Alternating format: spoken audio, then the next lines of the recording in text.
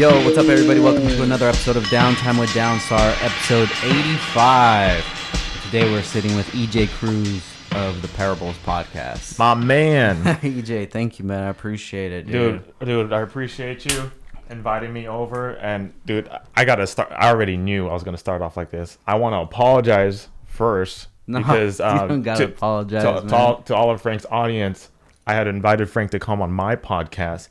And last minute, I suffered a eczema flare up, and he was already on the way. It is quite a drive, and I want to apologize because I know what it's like to be. We were just talking about how when guests cancel, and I know what it's like because it happens all the time with me. So again, I want to apologize on behalf of that, but I'm glad I'm here, man. I'm glad to rock with you, man. Hell yeah, man. No, it's no issues, dude. I know when health stuff comes up, everything else has to drop, bro. That's just how it is. Yeah. I appreciate that, though. And I appreciate you coming out here, man. You got a little drive. Oh, no. Like I said, it's fun. A lot of my thinking and crazy ideas come when I'm driving. So, it was awesome to finally, actually drive. And the traffic wasn't bad at all. So, yeah, no worries, dude.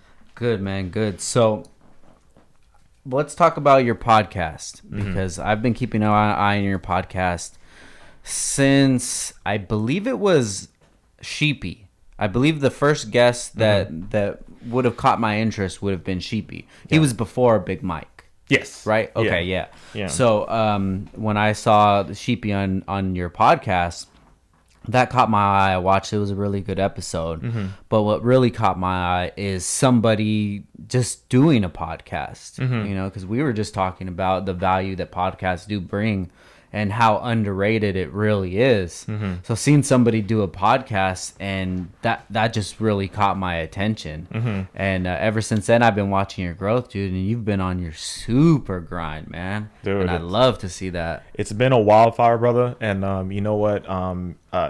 It's insane, man. You know what? The podcast really started because my background is registered nursing. I think you know that. I've been doing it for 10 years, and I'm a very passionate guy. Like I said, I'm a serial hobbyist, so I like to do different things all the time, and I'm just like all over the damn place, right? I feel like I have like an inner Kanye in me. It's kind of weird, you know what I'm saying? Yeah, just not too crazy, you know what I'm saying? The good parts, the good parts, right? Exactly. So I finally, and dude, like everything I get into, also I've always had a hustler mentality. In that, like, I always try to see how I could come up. Yeah, right? I used to be like that when I was young. Like, I would sell Pokemon cards, Bubblicious, bubble gum, shit like that. Yeah. Sneakers. Even like right now, I run a little mini eBay store just to hustle here and there, a little side income. But I finally told myself, you know what? What's something that I think I'm passionate about? Like, you know what I mean? I'm sure everybody struggles with that. What they're passionate about, what's their purpose, right? So I really. Like, this sounds so cliche, right? But I really sat down and started writing what I think I really enjoy. Like, what brings my spirits up? What makes me, like, go, woo, you know what I mean? Like, you know what I'm saying? What brings the energy in me? And really, I think it was definitely people and sharing conversation. So the podcast platform, again, this is not my background. I just stumbled upon the idea. Yeah. And eventually, man, initially the goal was just to share conversations with amazing people, kind of get their story a little bit. And it's evolved since, man. It's I've now that it has reached so many people and it's inspired so many people. Now it's kind of like my mission and agenda has evolved. My goal is to reach as many people as possible and to inspire them, motivate them. Hopefully they gain some lessons, some morals, some wisdom. I got people telling me like, one particular episode, Ejay really gave me the confidence to go to this interview. I got people asking me for career advice, which I'm like, holy, but hold up, guidance counselor over here, you know what I'm saying? And dude, it's just evolved, man. And it's amazing too, because I was just having this conversation before I came here, how doing my podcast, it's crazy. Like my podcast, just like you, I bring on some amazing guests, right? And we just spit fire, we share some cool, meaningful conversations. And now, after you start to spread your influence and people get to know who you are, all of a sudden, like, I'm kind of getting invited to other podcasts, and just like this. And it's funny how that works, because that was kind of never my intent. Yeah. But I enjoy being a guest because I kind of feel like I I'm a little more like laid back because as a host you kind of got to navigate everything, making sure everything's good. And I like, dude, I'm just like you, which I admire your setup because I'm a one-man team just like you. Like I go in there, I hit record, and then it's like that's it. And that's funny when you clap it in the queue because I do the same fucking thing. Hell yeah, dude. I'm like, cue. You know what I mean? It's so funny. I need to get one of those things, too. I know. I'm going to order one. I know. And, we need like a light on the outside that says like recording in session or something like that. Yeah. But like I said, dude, that's really how it all started, man. And it, like I said, I think everybody's overlooking the platform. There's so much you can do to it as far as like, you never know who's listening to you. Like for me, for instance, there's countries that are starting to listen to me that I didn't even know existed. Yeah. There's people who are reaching out to me that I never thought would reach out to me. And my network has completely evolved, and it's just amazing. And it was never my intent to gain anything out of that. It just kind of just fell on my lap, and like you start to see like the opportunity. And what's crazy also, it's empowered me already to become a very resourceful guy, because I don't know how it is with yours, and I'm pretty sure it's the same way. I almost call them like Parables alumni, like guests who've been on my podcast. Yeah. They link up. They hit me up like, hey, EJ, like I saw that guy on your podcast. I would love to link up with him. I see he's doing this. He's an expert in this. I would love to link up with him. And so it automatically makes me like this plug, I guess. Oh, no, definitely. Yeah. Dude. And so, that's kind of the story behind it, man. And it's funny because I reflect back now because, dude, like my dad, he was a DJ, like push and play DJ. Okay. Right? And I used to help him when I was young. And he would have me sometimes kind of like MC a party. Shit. And it's just crazy. I'm not trying to get all spiritual and religious and shit. But like I think about it now, it's kind of like, man, it's kind of like looking back at my past. It's almost as if it's been leading me towards doing this. Yeah. Being on the mic, kind of being that voice a little bit. You know what I mean? I've always loved to move people with my words or just my energy. Being a nurse, right? Like, dude, like, that's a place of spiritual healing. People are like dying. People are like in spiritual distress. So what I would do in my practice is like I would go in the room and I would just highlight my personality, like talk to them, make them laugh, use my humor. And like I said, it's just crazy how like I start to reflect. I was like, man, all this stuff was like maybe building me up to be a podcaster. You know what I'm saying? Yeah. So it's nuts, man. It's just been such a wildfire. Like overall. That's dope, dude. That's so cool. And the thing with podcasting is that you have your initial investment in the equipment, but after that, it's pretty much just on you to build it up. Mm-hmm. You become your own resources, and you become the one that's reaching out to guests, thinking of what you want to talk about and stuff. So it's not that it's unattainable for the regular person to do, you know. And that's one thing that I thought about before I started the podcast, like I was telling you before, is that I was very, very interested in podcasts for at least the last 2-3 years. Got my whole lineup, the ones that I would listen to every week, the ones that I would go back to, and just I listened to more podcasts than I would music. So when I wanted to get into podcasting, I just thought it was something that you needed a studio, that you pretty much needed permission to do it, you know. And then I had one of my buddies come, and I was on his podcast, and like I said, he came with everything in a backpack, set it up, so awesome. And I was like, dude, that's it? He's like, yeah, that's it. And then I just go home, edit it, and then upload it. And good thing that he showed me that, and he was able to tell me how easy it was and give me those tips. And then we just started the podcast, and ever since then, dude, it's been like the most fun thing I've done. Same lately. Here, man. It's crazy that when you bring that up, it applies to kind of like us as humans, how we tend to overcomplicate things. Yeah, like, you know what I mean. And thankfully for you, like you said, your friend was kind of able to show you, you know what I mean. So it's interesting because I've had a lot of people reach out to me, and I'm sure they reach out to you like, hey, I want to start a podcast. Yeah. You know what I'm saying? And it's just cool to pay it forward a little bit, you know. Definitely. There's a lot of people with very interesting voices who have a deep message to spread. Yeah. You know, whether it's something deep, spiritual, funny, entertaining, you know, you name it, anything. Yeah. And I'm glad people are starting to get on it more, for sure. Yeah. So when did you actually start the podcast? When was your first episode? So I'm about to hit my 1 year anniversary in September. So it was like mid-September, man. Damn, we were close then, because mine was mid-September as well. Yeah, dude. Yeah. My wife's like, we gonna celebrate? I'm like, I don't know. Get like a, like a typical like one with a balloon. Like, yeah, it's my 1 year. You know what I'm saying? Like, I don't know how to celebrate it, but it's something, dude. It's cool to reflect back, because I know, just like you, man, the podcast like has grown. Like, I learned something new every episode. Yeah. Bro. On the technical side to the fundamental side of just like talking, you know what I mean? I learn something new all the time. And I think it's cool too for people out there who are trying to do podcasts. You start to learn a lot about yourself too. I learned that a lot. You know what I mean? I learned that I'm actually not a good speaker like I thought I am. Yeah.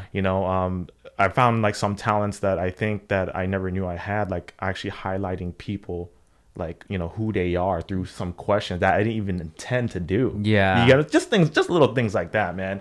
And dude, it's always fun to share a conversation. I actually tell people all the time, sometimes I wish I could just be mic'd up all the time, because sometimes the most meaningful conversations are outside of the freaking podcast studio, right? Yeah. So it's almost as wish, like, man, we need to start something, right, where we have like 24-hour mics or something, right? It's like a new business venture, you know what I'm saying? So I need somebody to follow me all day and record me. yeah, man. But it's cool, dude. And like I said, I'm always interested in seeing how other podcasters do their thing, how their process is. And dude, this is pretty impressive, man. I salute you, dude. Dude, thank you so much, bro. I appreciate it. Yeah, man, this is pretty dope. And like I said, I aspire to have an office like this too, man. Hell yeah, a dedicated dude. podcast studio. This is super sick, dude. Thank you, brother. Thank you. When we made this whole backdrop right here for a show called Tuner Evo. Have you heard of that before? Tuner Evo sounds familiar. Tuner Evo.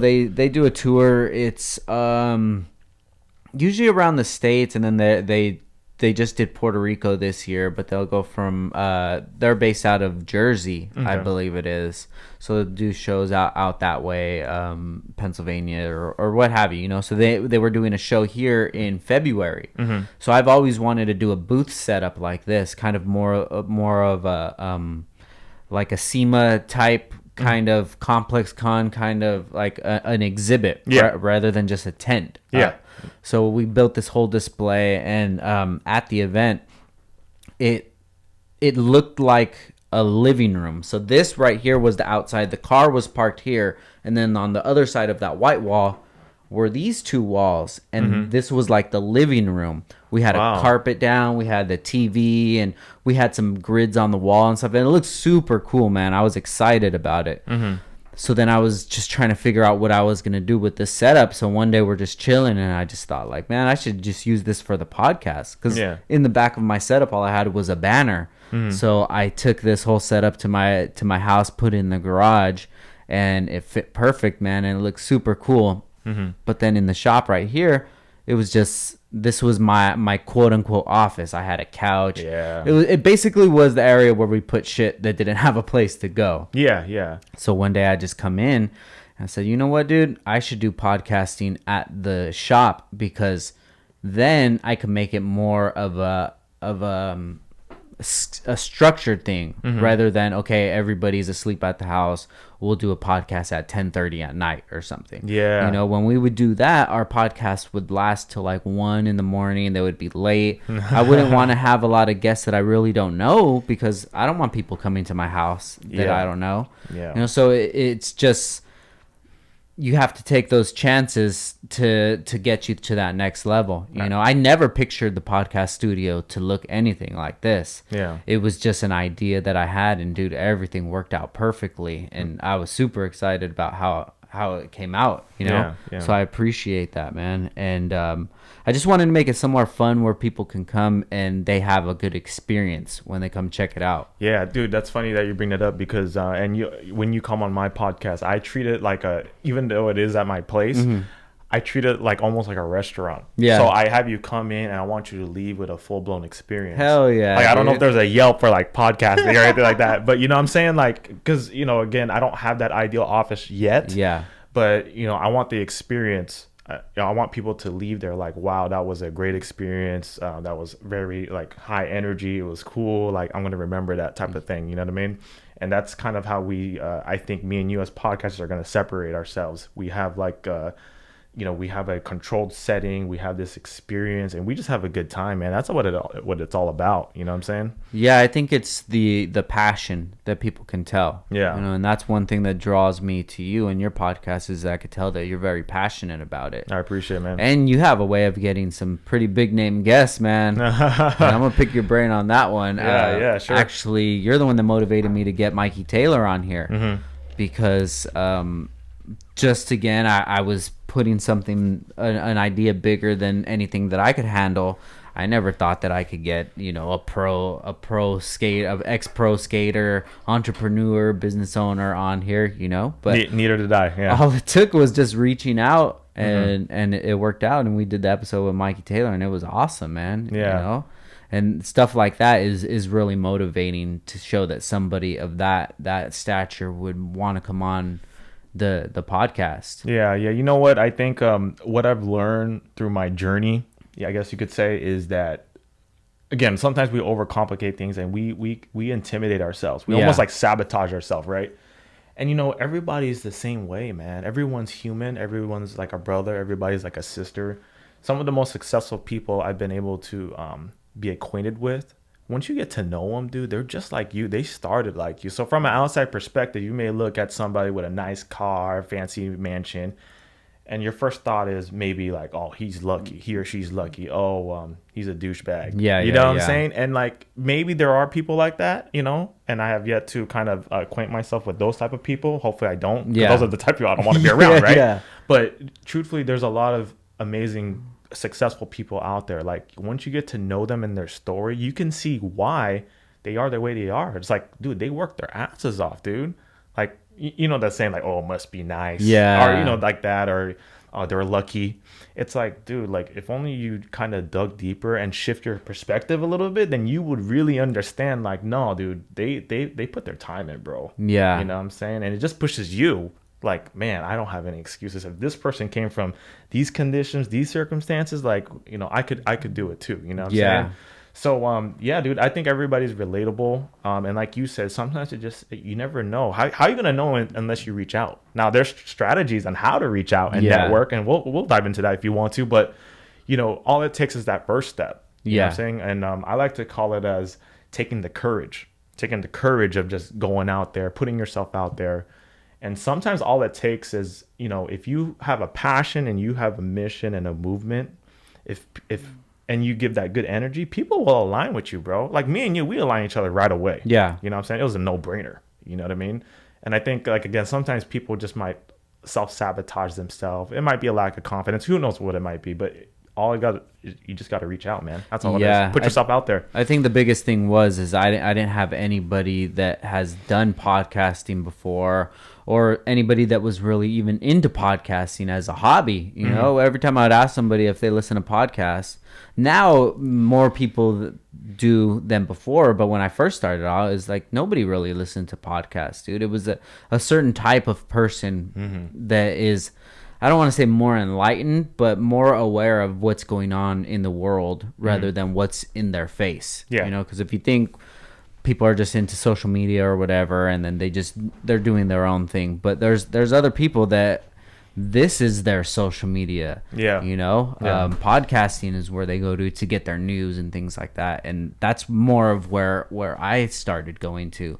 And now to be in that same field where I'm along with those guys, not just a fan of podcasts, but actually having my own podcast. Like, dude, it's such a great feeling, man. Yeah. And we're almost gonna hit our year as well, dude. It's only been 1 year and it's already grown this much. I'm only excited to see where it's gonna be in the next 5 years. I imagine, dude. And you know what? I look at a lot of podcast trends, podcast statistics, right? Because you just gotta know, right? It's almost like as if you're preparing for your future for your business, Yeah. And we're still early, man. I know it's very trendy right now, but we are so early, and it's only gonna get better. The the statistics show that it's only like going up. You know what I mean? And not a lot of people actually still know about it. Yeah. You know what I'm saying? Like, people are like, what is that? Oh, a radio show host? Or, you know, what is that? And in fact, it's very convenient. It's the new news now. Yeah. You know what I mean? People are starting to steer away from the TV, watching YouTube, listen to the podcast. Podcast is convenient. Yeah. Right? You could take on when you're walking your dog, when you're at the gym, when you're at a long drive, you know, whatever it is, dude. So, yeah, man, it's awesome, man. It's awesome. So your podcast is The Parables. Mm-hmm. Where did the name come from? Dude, you know what's crazy is you know how picking a name is almost like naming your baby. Yeah. You know what? It was hard because I knew what the direction I wanted was, like sitting down with amazing people and just kind of sharing their story and who they are and what they're, you know, everything that's led up to where they are. Yeah. No joke, man. I just went on Google and I just like looked up like synonym names for like story. Okay. Because, you know, it's kind of like, sometimes we're not about a story, the conversations we share, but I always feel like through a conversation, a story is unfolding. You know what I'm saying? And I came across The Parables, and The Parables has a lot of religious ties to it, actually. So at first I was a little scared. I was like, man, I don't want people to think, like, even though I do have my religious ways, you know, I don't want people to think it's just like a religious podcast.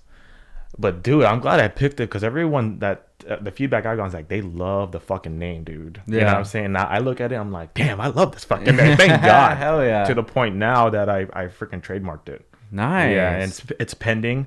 But yeah, dude, like I love it, dude. And yeah, sorry, dude, no like crazy story, but that's really it, dude. Like I just wanted to choose a name. I didn't want to do something funky like so generic, like the Ejay Cruz show. Yeah, you know what I'm saying? I don't know, that just sounded a little tacky to me. I wanted something cool, you know what I mean? And yeah, dude, that's really the stem of it, man. Well, now you're able to brand it. You got the merch and the mugs and the air fresheners and things like that, dude. That's awesome, man. Yeah, man. I think you gotta strategically kind of brand yourself a little bit. You know, my goal is I think a lot of the attraction and the marketing has done itself through like referrals or like, you know, hey, listen to this podcast or, you know, things like that. But dude, if I could like, you know how it is, dude. If one sticker could be a lead. You know what I'm saying? A mug, you know, anything. People who walk, people who are like working out at the gym and they see a shirt. You know, the human mind is curiosity. So like, oh, what is that? Just a conversation starter. Yeah. So it's funny you bring this up because my wife wears my stuff, right? Yeah. So she'll be at the gym and some people have asked, hey, what is that? What's that podcast about? Yeah. And I always tell my wife, it's like, yeah, so what would you tell him? You know? Yeah. And, you know, she'd be like, oh, you know, he, like, interviews entrepreneurs. Yeah. It's, like, inspirational. I'm like, come on, girl. You got to have, like, a elevator pitch or something. Yeah. You know, to make me sound cool, you know what I mean? But, yeah, dude, it's just, like, any way you can, dude. Like, it's funny because I almost wear my podcast shirt a lot now. Yeah. But it's good because, like, I've had people approach me like, hey, dude, you have a podcast? Like, what's it about? You know, I just tell them. And that's how I gain a listener. Yeah, definitely, dude. And just like me being a fan of podcasts, every time I hear somebody that has a podcast, I'm very intrigued to listen. Mm-hmm. Even there's some guys here locally, just some young dudes, and they started a podcast. And he was on my live the other day and he's like, hey man, I started my own podcast. I was like, dude, shoot the link. And I listened to it and I was entertained. Yeah. You know, it's just a few dudes in their garage just talking shit. Yeah. And that's exciting to me because I love to see how people learn, how they communicate, what interests them, and just take in as much information as I can, you know, and then just maybe that guy's podcast can turn into something in the future, and maybe I could help him out, give him some advice, or, you know, at least to show him the equipment that I got and see where it goes from there, and see what kind of passion he has, or anybody that's listening. Like you say, that podcasting is still in its infancy right now, which is very true, but not that many people are gonna last because this is super grind, dude. And if you're not built to grind, it's gonna be hard for you to get any traction. Yeah, and it's good you brought that up because again, we may overcomplicate like the process, like, oh, that's it to do a podcast, but what you said is right.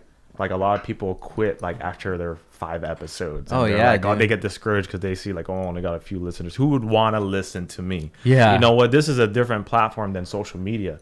Like as far as spreading your message, you know what I mean, your voice. Someone once told me that it's amazing, EJ, what you're doing with podcasting, because this is not just a podcast. This is a megaphone. And I always remember that because he's right, man. There's no question, right? It's just like we see a lot of podcasters out there, like the most successful ones. That podcast leverages their brand, whatever it is they're doing. It's just like anything, right? Like if you align yourself with a brand, sometimes they're not really aligned with the brand. They're aligned with the person. Yeah. The person that runs it, the CEO. You know what I'm saying? So, I mean, again, it like I said, it's a really powerful platform that I think a lot of people overlook, man. So since you started the podcast in mid-September, what episode are you up to right now, and what's your upload schedule?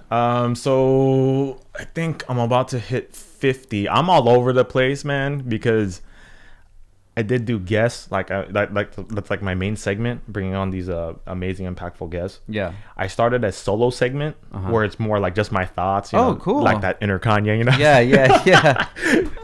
Positive rants, though. You know what I'm saying? And but I'm all over the place. So like it's kind of weird. Like I'm going close to 50, but I've skipped a few episodes because I kind of wanted like a Monday drop and like a Thursday drop. You know what I'm saying? Keep that consistency going. But man, you know what? I ain't gonna lie, man. As much as some people might think my podcast is successful, I'm still transitioning. It is totally different, bro. And I'm sure you know this too. It is different talking to somebody versus doing a solo segment and talking to the fucking wall, bro. You know what I'm saying? Yeah. I'm still trying to find my voice. You know what I'm saying? Like that solo part at least. Yeah. You know what I'm saying? And but that's kind of like my schedule. I like to drop at least. My goal was like 4 to 6 episodes a month, so like maybe every Monday or Tuesday, and then that solo segment maybe like a Thursday or Friday or something like that. Got you. Again, that's been a huge transition. I'm still learning my voice on that part, and it just takes time and practice. You know how it is, dude. Sometimes you just gotta get your feet dirty. Yeah, you know what I'm saying, you can't expect like perfection, and I tell this story all the time, so I apologize to anyone who listens to me that's listening to this now, but like I cringe on my. Every time I hear my first episode, bro. Oh my God, dude. You could hear like the hesitation, the doubt, the lack of confidence in my voice. I'm like, hey guys, welcome to the Therapeut's podcast. This is what we're gonna do today. Blah blah blah blah blah. And then you fast forward, and that's the #1 episode streamed because of course people like to start from the beginning, right? Yeah. Please don't. Please don't. Yeah, dude. So then dude, you fast forward to the latest episode. Oh man, super laid back. I'm chilling. Feel so in my zone. Yeah. You know what I'm saying? So it's just it's very interesting, man. When people say like, yeah, I listen to your podcast, I listen to the first episode. I'm like, shit. Don't listen to that. Yeah, some people right now they'll say like, I just got into your podcast, I'm gonna start from the beginning. I'm like, oh damn, dude. The podcast has gone through many changes since then. Yeah. And even when I used to do the podcast at my house, most of the time we would be smoking. So you can tell that in the podcast, which was dope because it would lead to like some really interesting conversations. Yeah. But I did use it as a crutch as well to help me like loosen up. Yeah. You know, so ever since I've got into here and had the podcast here and started doing it during work hours, that it had to be on a more professional level, and I had to be able to open up without that kind of crutch. Oh, okay. You know what I mean? Yeah. So it's just all those little transitions that you have to go through until you find your groove. Find your voice, find your groove, and okay, this works for me. Hey man, with me, dude, you could let loose whenever you want. You could you could smoke, man. Here we go. Nah, I'm just kidding. Well, dude, what's funny is I went sober this year, but I went sober this year, and just because it was a personal preference, and I can't wait because I think it'd be very interesting to just have like a glass of whiskey and like do an episode, bro. Yeah. You know what I'm saying? With anybody, I think it'd be cool. Like everyone's a little more relaxed, because even guests, like they're not gonna admit it, but once you hit the record button, bro, like it's like it takes a little time, dude, and that's I feel that's our job as host, is to make the guests feel comfortable. Yes, exactly. You know, and you can tell at the beginning of some episodes, some guests are just really nervous until you kind of get in the groove, until they feel how I am, and it's just like a very, very easy conversation. They start to open up eventually. Yeah, then they start to open up. But yeah, I've been thinking about that, dude. I don't drink, but I've been thinking about getting some alcohol in here, some nice whiskey or whatever, so when the guest comes in, they could like just chill out and loosen up a little bit. Yeah, that's good. I'm coming next year then, brother. part 2, you know what I'm saying? Yeah. But same thing, dude. Yeah, I stopped drinking in 2010. Yeah, I haven't drank since November 2010. Man, congratulations! Thank you, dude. bro. I appreciate it, man. And I hold that one highly, dude, because that drinking is a part of a lot of people's lives that I don't think that they realize it holds them back. Yeah, you know. And I don't like to be a really judgmental person, but I feel like I've been in those situations. I know what alcohol has to offer, and I've had those experiences, and I can 100% say that I would never go back. And I wish that I've never drank before, you know. And it's just it's more than likely it's just who I am as a person, and the way that alcohol affected me. Yeah, but the way that it affected me, it never did anything positive for me at all. And it was that kind of crutch too, you know. So Downstar started in 2009, and it started picking up traction in about mid 2010. I realized that, yo, this can actually be something. So at that same time, I was going out and going to the clubs and drinking and things like that. It kind of clicked in my head, like, you know what, if I want to take this business seriously, my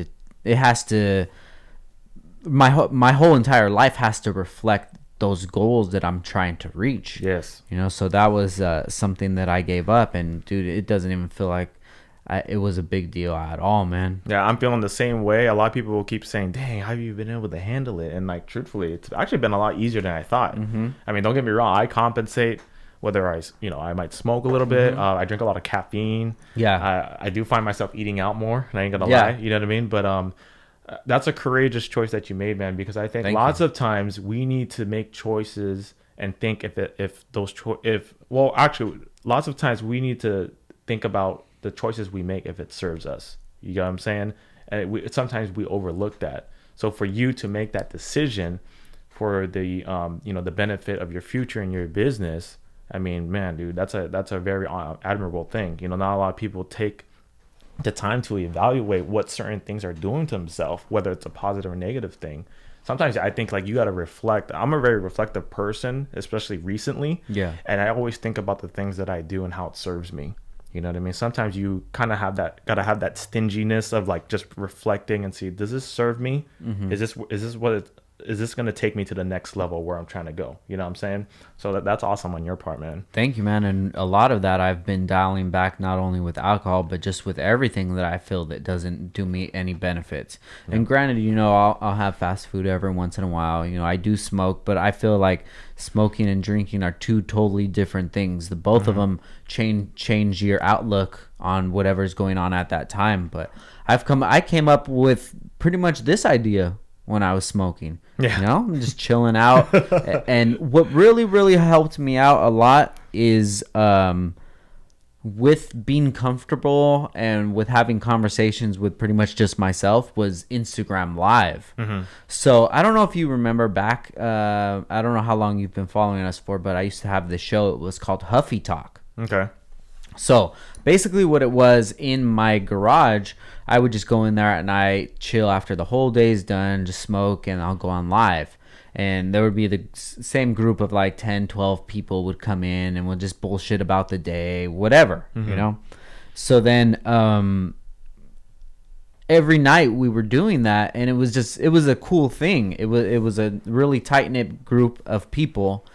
And one day I came up with the idea, like, man, we should call this something, dude. Like, this shouldn't be just like, okay, I'm on now. Like, it should be a show. So we're throwing around ideas. And I happen to have a bike behind me from Walmart that I would just, like, ride around the block with or whatever. And it was a Huffy bike. Yeah, I was going to say, so I'm sitting like this on live, and the bike's behind me. And people would always laugh at the bike and shit like that. And then the idea came up, hey, let's call it Huffy Talk. I'm like, oh, that's such a good idea. So the next day I ended up making the Instagram and all that for it. And then that night came on, oh, this is Huffy Talk.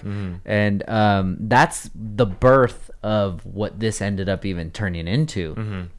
And then from that, it went down another road, and the evolution from that is what Downtime with Downstar is. But the reason that I feel like I'm more comfortable than I would be if I just decide, I'm going to do a podcast today, is because of that time that I put in going live on Instagram and just interacting with people. Yeah. So if you're trying to do those segments where it's just you alone, I would highly advise doing that. Yeah. And it's an uncomfortable thing, but just start out with like a Q&A or start out with a certain subject that you want to talk about. Yeah. And you just start rambling on, dude. Yeah. And that definitely helps out a lot, because at the beginning of this podcast, when I didn't really want to have any random guests going to my house, that I would do episodes by myself. Oh, okay. I would do an episode for maybe like an hour and a half just by myself, just rambling on. And some of those were pretty cool, because it's just like whatever conscious thoughts that you're having at that time just end up coming out. Yeah. Dude, what's crazy is, people need to understand that you need to start getting comfortable being uncomfortable. You know what I'm saying? We all start somewhere. Dude, with me, if you were to drive, like I was on the way here, right? If you were to drive past me and like you saw through my window tint, I talk to myself, bro. Like I actually kind of manifest how I want this conversation to happen. Yeah. You know what I'm saying? As a host. Yeah. Usually as a guest, like come on here, I was like, I'm ready for whatever Frank comes at me, you know what I'm saying? But I actually talk to myself, man. I actually kind of imagine and manifest how this conversation is going to go down. You know what I mean? I kind of know what I want to ask, and it comes from a place of curiosity. Yeah. And everyone's different. Like, dude, fucking Big Mike. Oh my God, that guy's a beast when he comes to talk. Like, because I helped him out with his podcast, and dude, he's doing great things now. And I remember when he first recorded, I would just like stare at him, and I'm like, what the fuck, dude? This guy's like, I was like, Big Mike working his magic over here. He's just a natural born speaker, you know what I'm saying? So it just depends. Someone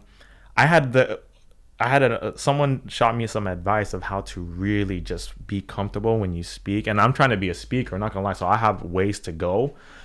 But what's funny is someone once told me, like, you want to get comfortable speaking, go up to random strangers and start talking to them, like at the grocery store, like random, like, hey, just anything. And he took it up a notch, and he said, it's Andy Frisella, by the way. Oh, shout out to Andy. Yeah, shout out to Andy. And he also said, you know what, you want to take a step more, go talk to girls. If you're a guy, go talk to a very attractive woman. Like, don't hit on them, like, if you're married, you know what I'm saying? But like, put yourself in an uncomfortable situation. You get what I mean? So with speaking, man, I've always known how to talk to somebody. I'm a pretty comfortable guy. But dude, when it came to something like this in the beginning, of course, I had to find my groove, man. But I had to put myself in comfortable situations. I'm that weirdo that talks to himself on the drive, you know what I'm saying? And dude, everything seems to be doing good. Everything, there's always room for improvement, you know what I'm saying? But everything's been rocking since, man. No, you're doing good, man. I see the media that you're putting out, the promo stuff that you do, and it's really intriguing. And I just, the only thing that needs to come is just the crowds, and that's it. Foundation is built, like the restaurant's open, we just need the people to come in. And you know what, dude, I remember you put out something not too long ago about how you've made money, like that, through your podcast, and how you're just like, man, fuck that, it's about the value, it's about what the impact it's making, it's about like the audience like, gravitating towards it. And I completely align with that, man. I mean, don't get me wrong. Money is always, the reality is like money rules the world. It really does. You know? So that's the reality. But you know what? I think value is more powerful. And eventually, of course, I would love to monetize. But right now, I'm just really honing in on how fun it is. I'm really honing in on the meaningful conversations I have, just like, with you. And I'm just really focusing on the value. I think like it'll eventually come. Oh yeah, definitely, man. Especially you're putting in so much work to it and so much passion. Like the rest will come later. I'm fortunate enough to have Downstar, and it's running on its own, that it doesn't take much promo or anything like that for us. It's really like a staple in the community. Which I'm super grateful for that, which allows me to do other things like this. So the reason that we do the podcast isn't because of in the future I want to get money from it or whatever. If I never make money from the podcast, that's cool. because I know I'm going to make connections. You know, I know I'm going to come up with ideas, and I know this is just going to help my growth. And if I'm just looking to make a check from this, like, no, dude, that's I can be using my time to do something else. Yeah. This is episode 85. More than likely, impressive, man. This episode is going to go over 2 hours, just like all the rest of them. 85 times 2, you know, that's 170 hours that I've put into the podcast, just talking to people, not including editing or what have you. You know, this is a lot of time invested into it. Yes, but it's something that I enjoy. So whether doing this or watching a football game or watching baseball or something, it's the same thing. This is my hobby. Yeah. And when people do those kind of things, they don't expect to make any money. You know, when you're watching 6 football games on a Sunday, you're not expecting to get any money out of it. Yeah. But what's different between that hobby and this hobby, what serves you, kind of thing, is this is helping me grow as a person. Yeah. And not only me, other people listening to it. Dude, I always say that a smart man learns from their mistakes, but a wise man learns from the mistakes of others. So I always try to bring out any mistakes or lessons that my guests have learned. Anything that I've learned, dude, I'm totally transparent with it, because no matter what happened in my life, if I'm at this position I'm at today, I wouldn't change it. It's because of those mistakes that I made it right here. And I just feel like today is the best day of my life, because I've got to live all the experiences from today and before. You know, so there's nothing that I would really want to change, because it's just I think it's like an appreciation thing too. You know, and just being able to hear all these stories from people and to appreciate their story and what led them to become what they are and what they went through. It's like, dude, I know on this podcast we've heard some crazy stories. I'm sure that you've heard some crazy ones as well. Yeah, dude. Yeah, and it's crazy. And see, this is the power of a meaningful conversation like this, because now we're talking about regret. Right? We're talking about mistakes, and I'm sure we have a few of them. Like, let's just be real. Right? Definitely. But now that we're talking about it, it's like, you know what? Like, you gotta embrace those mistakes. You gotta embrace those regrets. Because that's, like you said, that's what makes you who you are. That's what has allowed you to grow. That what has allowed you to unfold your story. You get what I'm saying? So yeah, man, it's just you gotta hone in on that and just kind of embrace it, dude. I mean, you can't change any of that shit anyway. But you know what? I think also to touch back on what you were saying, I think what you're doing is very admirable, and I'm gonna tell you why. Right now, you know, you have your business, very admirable too, and I want to talk about that a little bit later. You've built you built your business. You have a strong community. I know you do, man. You're fucking killing it, man. This is the podcast alone. That you may have some listeners from that from your business side, but you're growing a different community here. People may not think that, but no, that's totally wrong.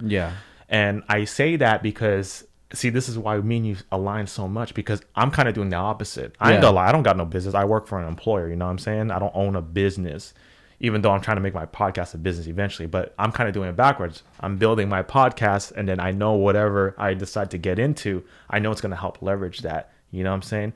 So it's just crazy. Just now you thinking about it, like, man, it could go either way. It doesn't have to be perfect. Like, just start. You know what I'm saying? Whether that's your business and then you want to get into podcasting or whatever it is, whatever media platform you want to do, or start it backwards. Do the podcast and then do what I'm trying to do, build a business, whatever that may entail later down the road. You know what I'm saying? So it's nuts, dude. It's powerful, meaningful conversation, brother. Oh, definitely, man. I seen a quote the other day. I'm gonna butcher it, but basically what it said is to eat the fruit from the tree, you would have to have planted it 10 years ago. You know, planting the seed, dude. And this is the groundwork and that we're putting in. And what this takes is our unique skills that we have of, ways to navigate a conversation, or just being on the schedule, making sure things come out, making sure you have enough promo, making sure you're taking care of that. Those are the things that the certain individual will bring. And one thing that I know that we have a strength in is just, hustling and going for it and making it known of what we're doing. And so with saying that, how did you get your influence to do the things that you do, like the promo side of it? Or you know what, I feel like I have this creative side of me that's waiting to unleash. Again, inner Kanye. Fucking A, dude. It's true. I think like I have this creative side of me, and you know, I'm sure I know everybody does. It's just waiting to unleash, right? There's a saying out there that humans aren't meant to consume; they're meant to create. I truly believe that. And the way to, you know, I have my ways, like, you know, as far as the influence, as far as like, you know, using promo, that kind of like, you know, the snippets and things like that. You know what? Your influence could be in the shape of anything. It could be just through a conversation. It could be through, I don't know, an email. It could be through social media. It could be just based off your energy. It could be nonverbal, for fucking crying out loud. You know what I'm saying?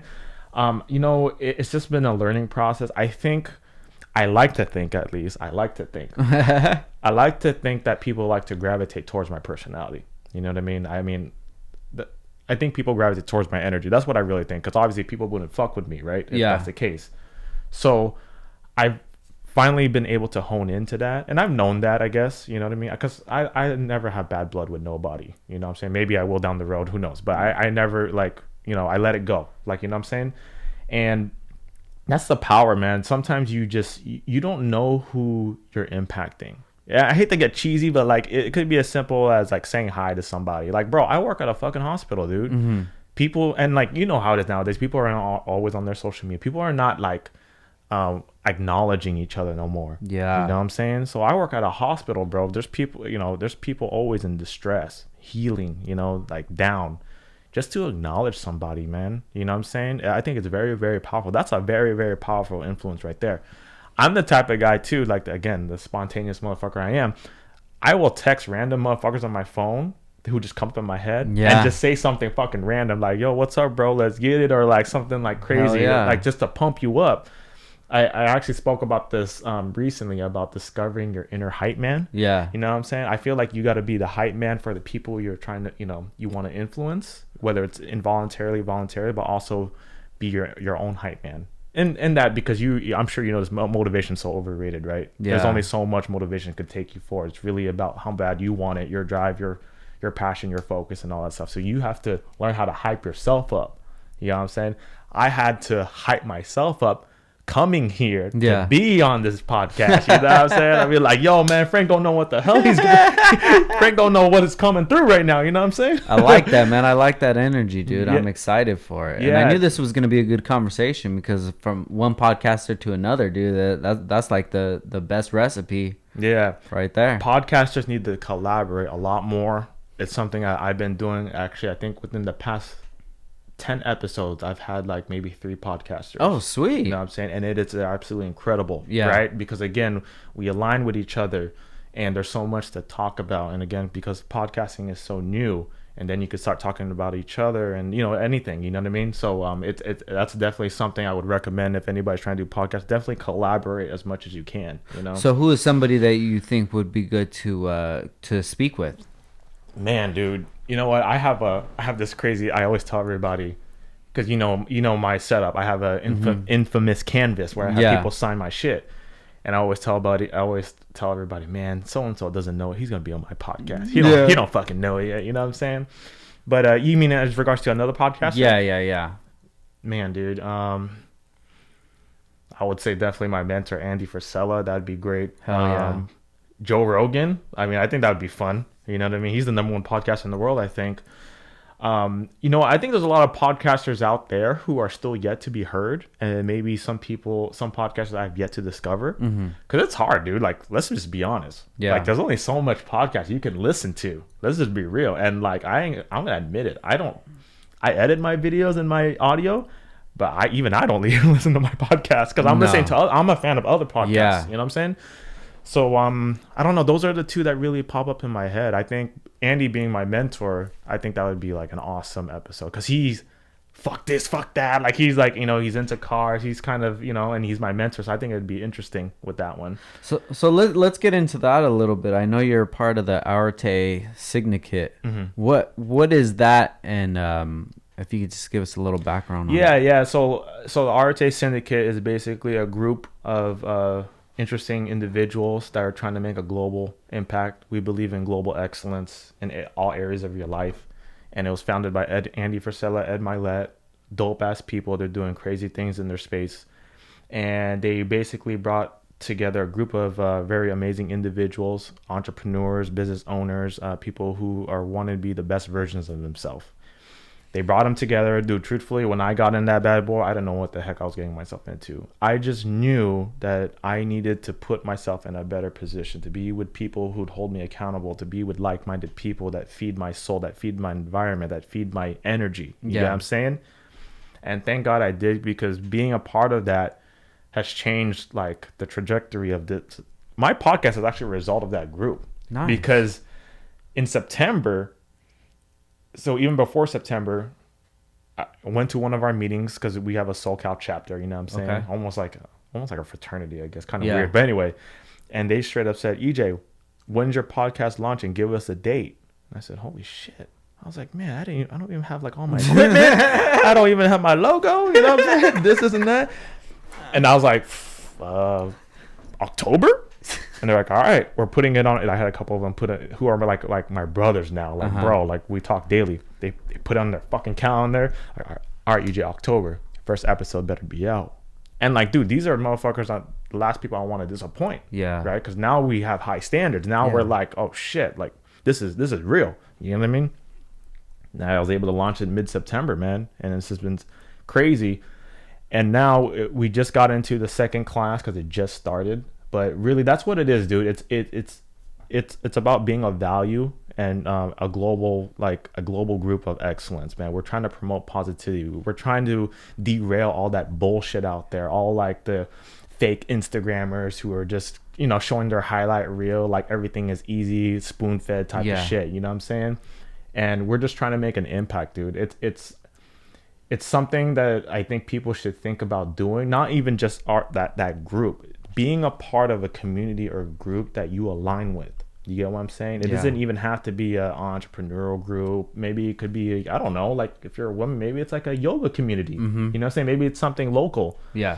Maybe it's a car club. You know what I'm saying? It could be anything. Anything that you align with that kind of aligns with your values, you should probably go fuck with it. You know what I'm saying? And dude, there's people doing some amazing shit in there. Like they're developing some amazing stuff that I'm so excited until they launch. Like when they launch, incredible. Like, and these are people just like us, like who had no background in podcasting and they fucking did it. Yeah, really. You know what I'm saying? Yeah. Like I gotta shout out to my boy Travis Wynn. He's starting a sports performance company called Ariste, and I don't know if I said that right. Don't kill me, bro. So you know those percussion guns, like for like the muscles that a lot of athletes and stuff are using. He's starting his own, dude. And he doesn't know how to do any of that stuff. But I have seen him start from the very beginning to showing a blueprint of the actual engineering and all that stuff to production. It's just been insane. And that's just like one example. And then you see people, again, it's everything. It's not just scaling your business. It's also like mental, breaking the barriers, and then of course fitness too. So it's like in all areas of life, man.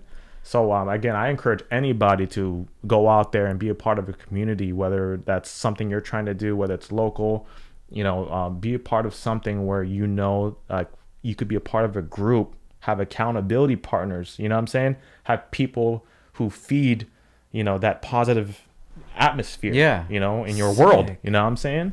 So yeah, dude, that's pretty much it to sum it up. How do you get into that, and when do you guys meet, or how does it, like, the scheduling work, or what? Yeah, so it's a yearly thing, and we just accepted the new class not too long ago, and you have to apply and you have to pay, you know, to get in. It's and it's out of your own will. Like it's always it's everything, right? It's as if you, I don't know, get into NBA, you're only gonna get as much as you put in. Yeah, you get what I'm saying? So, you know, and we have I don't want to say a curriculum, but we do have calls with Andy and Ed, and we do have some events that we attend. But it's really the ROI of being in a community like that has been the network.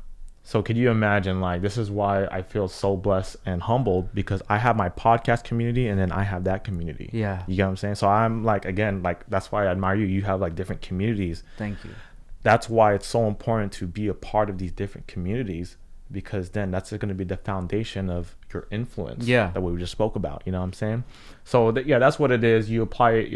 It's once a year. You apply with it. This is my second year. It was a no-brainer for me to freaking return. Yeah. Because again, of what it's done for me, and now I like, for once in my life, Frank, like, I could, any industry, any subject, any topic, like, I feel for once I could call anybody and I know who to go to. Like, there's someone expert in one thing. And talk about being resourceful, right? That's why I said it. Podcasting and being part of those communities and things like that, it's automatically empowered me to be a resourceful person. Because now people are like, oh, I know EJ would know. It's like, let me hit him up. Maybe he knows a guy that does this. Maybe he knows a guy that will do an engine bay dress up, kid or something. You know what I'm saying? Like, EJ's like that resourceful guy, and that's cool, man. Like, you know what I mean? Being the plug, like, why not? It's kind of like being Mexican, like the homie hookup. Yeah. Like, yo, where the tires at? I got somebody that could do everything, bro. Some talented folks, huh? Shit, dude, that's sick. So it's just once a year. So does that mean somebody would have to wait till next year to get in? Yeah, dude. Got you. Yeah, dude. Damn, I wish I would have known, dude, because I was getting the emails, but I just didn't spend enough time to research it. Yeah, dude. I highly encourage it, dude. There's a lot of people who've been asking me about it. And I say the same thing, dude. Like, dude, we value our time. I'm not trying to fucking, like, bullshit. You know what I'm saying? Yeah. And for me to put again, it's off your own will, right? I put the time that I know that I could put into it, and the rewards have been very significant. Yeah. You know what I'm saying? I'm almost like as if like I put my cards down and I won blackjack. Like, it's, the returns have been insane. Awesome. You know what I'm saying? Hell yeah. So yeah, dude, it's just, again, having that network and just being part of that community, man. Sometimes you need that because, again, we're talking about like, what are the choices you're making that serve you? And thankfully, I gambled with this, joining this, because, again, I had to, you do pay, but the returns have been significant, man. And you've spoken with Andy before? So we have calls, you know what I'm saying? We have calls, and there are some live events, but it's to everybody. It's not like a one-on-one. Oh, okay. Got you. That would be sick to have a one-on-one with Andy, bro. Yeah. So speaking of these one-on-ones that you've had with people, one of the guests that you've had on, dude, is Randall Pitch. And I've been following him forever, dude, and just seeing his growth and seeing the things that he's done and hearing the podcast that he's done and where he's come from, dude. That's like insane, man. He is killing it, dude. Yeah. So what was it like sitting down with him? Dude, it was amazing, dude. Randall's the homie. He's just like the homie. Like, you know what I'm saying? Like, he has an incredible influence. There's no question. But he is just like the homie, dude. So, like, when I had him on my podcast, it was just like I was talking to the homie. Like, you know what I'm saying? That's what it seemed like. Yeah, super chill guy. He's been killing it for a long time. He's been in the game for a while, and he's doing a lot of good things. He's doing a lot of great things.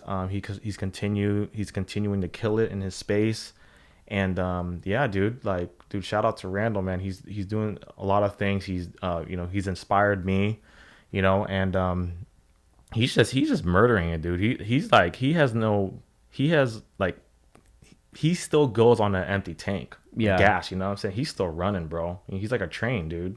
And yeah, it's very inspiring to see the stuff that he does. Oh yeah, definitely, man. He's somebody that I would love to have on the podcast or just to have a conversation with, because I know people like that their energy is like infectious, dude. You get to spend time with somebody like that, and you leave with 100 new ideas and just motivated, man. And that's the kind of person that I would love to be like. Yeah. Just to be able to influence people and to give them kind of that courage to, like, yo, you don't need to ask anybody for permission, dude. You can just go out and get it. Yeah. You have to. From what I'm learning, you definitely have to put yourself. And I think I put this on my social media. You have to put yourself in the proximity of people like that, man. You know what I'm saying? Because once you do, you start to discover stuff about yourself, and you just being in that proximity of those people, like you start to get these ideas. You start to get clarity in your vision more than you thought you already had. You get what I'm saying? Yeah. I'm seeing so much more opportunity out there, even just with, associating myself with him and some other people who've been on my podcast. It's just like, man, dude, there's so much opportunity out there. There is, but you just have to go out there and get it. You know what I'm saying? You can't wait for it to come to you. You know what I'm saying? So, yeah, dude, he fortunate enough to get him. He's a busy dude, just like all my other podcast guests. And very fortunate for any one of them to sit down with me, dude. It's always a pleasure because I have a strict policy that I don't do, remote. You know what I'm saying? I'm not really mobile. I made an exception yesterday for somebody. I just saw that. Made an exception for him because he has all the equipment, and he was like, hey, come over. Like, I have a house in Laguna Hills. I'm like, all right. Yeah. You know what I'm saying? And sometimes opportunities and I wanted to try something different. You know what I'm saying? Sometimes opportunities come, and it's up to you if you want to seize it. You know what I'm saying? Yeah. So what is your idea for that as far as doing the podcast at your location every time? I like it to keep it that way, and it's just kind of like what we have here, man. Like, you know what I'm saying? There is a sense of energy between me and you. There is a sense of intimacy. We have a nice setting. We have your dope-ass studio here. The vibe is real. You know what I mean? I feel you take away from that once you start doing mobile, once you start doing remote, like what is it, like Skype or Zoom? You know what I'm saying? I feel like you take that away. I'm a very energy person, you know what I'm saying? And I think it's almost like as if like you're looking at a video versus attending an event. Mm-hmm. Like the experience is just totally different. Yeah. Right? Like going to a movie premiere versus like, getting it on Redbox or something. Yeah. You know what I'm saying? Yeah. So yeah, dude, like I have a pretty strict policy on that, and that's why, again, like I can't wait to get my own place instead of having people come to my crib. You know what I mean? Because then I could invite them over and do something like you do. I've always envisioned, like, because you're doing it smart, brother. Like I gotta tell you, because you have your podcast studio, and then in that same place, I want to have my business. So how cool is it to have somebody come here? It's like, oh yeah, so here's the studio, we're gonna record this, and it's like, oh yeah, so let me give you a tour of my place. Yeah. Right? And then automatically they're sucked into your ecosystem right there. Yeah. You got your podcast, and then you got your business, and it's right there, dude. That's why I'm saying you're doing it right, brother. Thank you, man. I'm trying, dude. In the future, what I want it to be is Downstar is the umbrella company, and then from Downstar is the hardware section, the podcast, and then the skate brand, and then shoot whatever else comes in the future from that. You're inner Kanye. Yeah, hell yeah, dude. Pretty much, if you look at Downstar is a representation of things that I find entertaining, my passions. And right now, these are the passions that I'm feeding. There's not really anything that's left beside. Like, I love to go skating.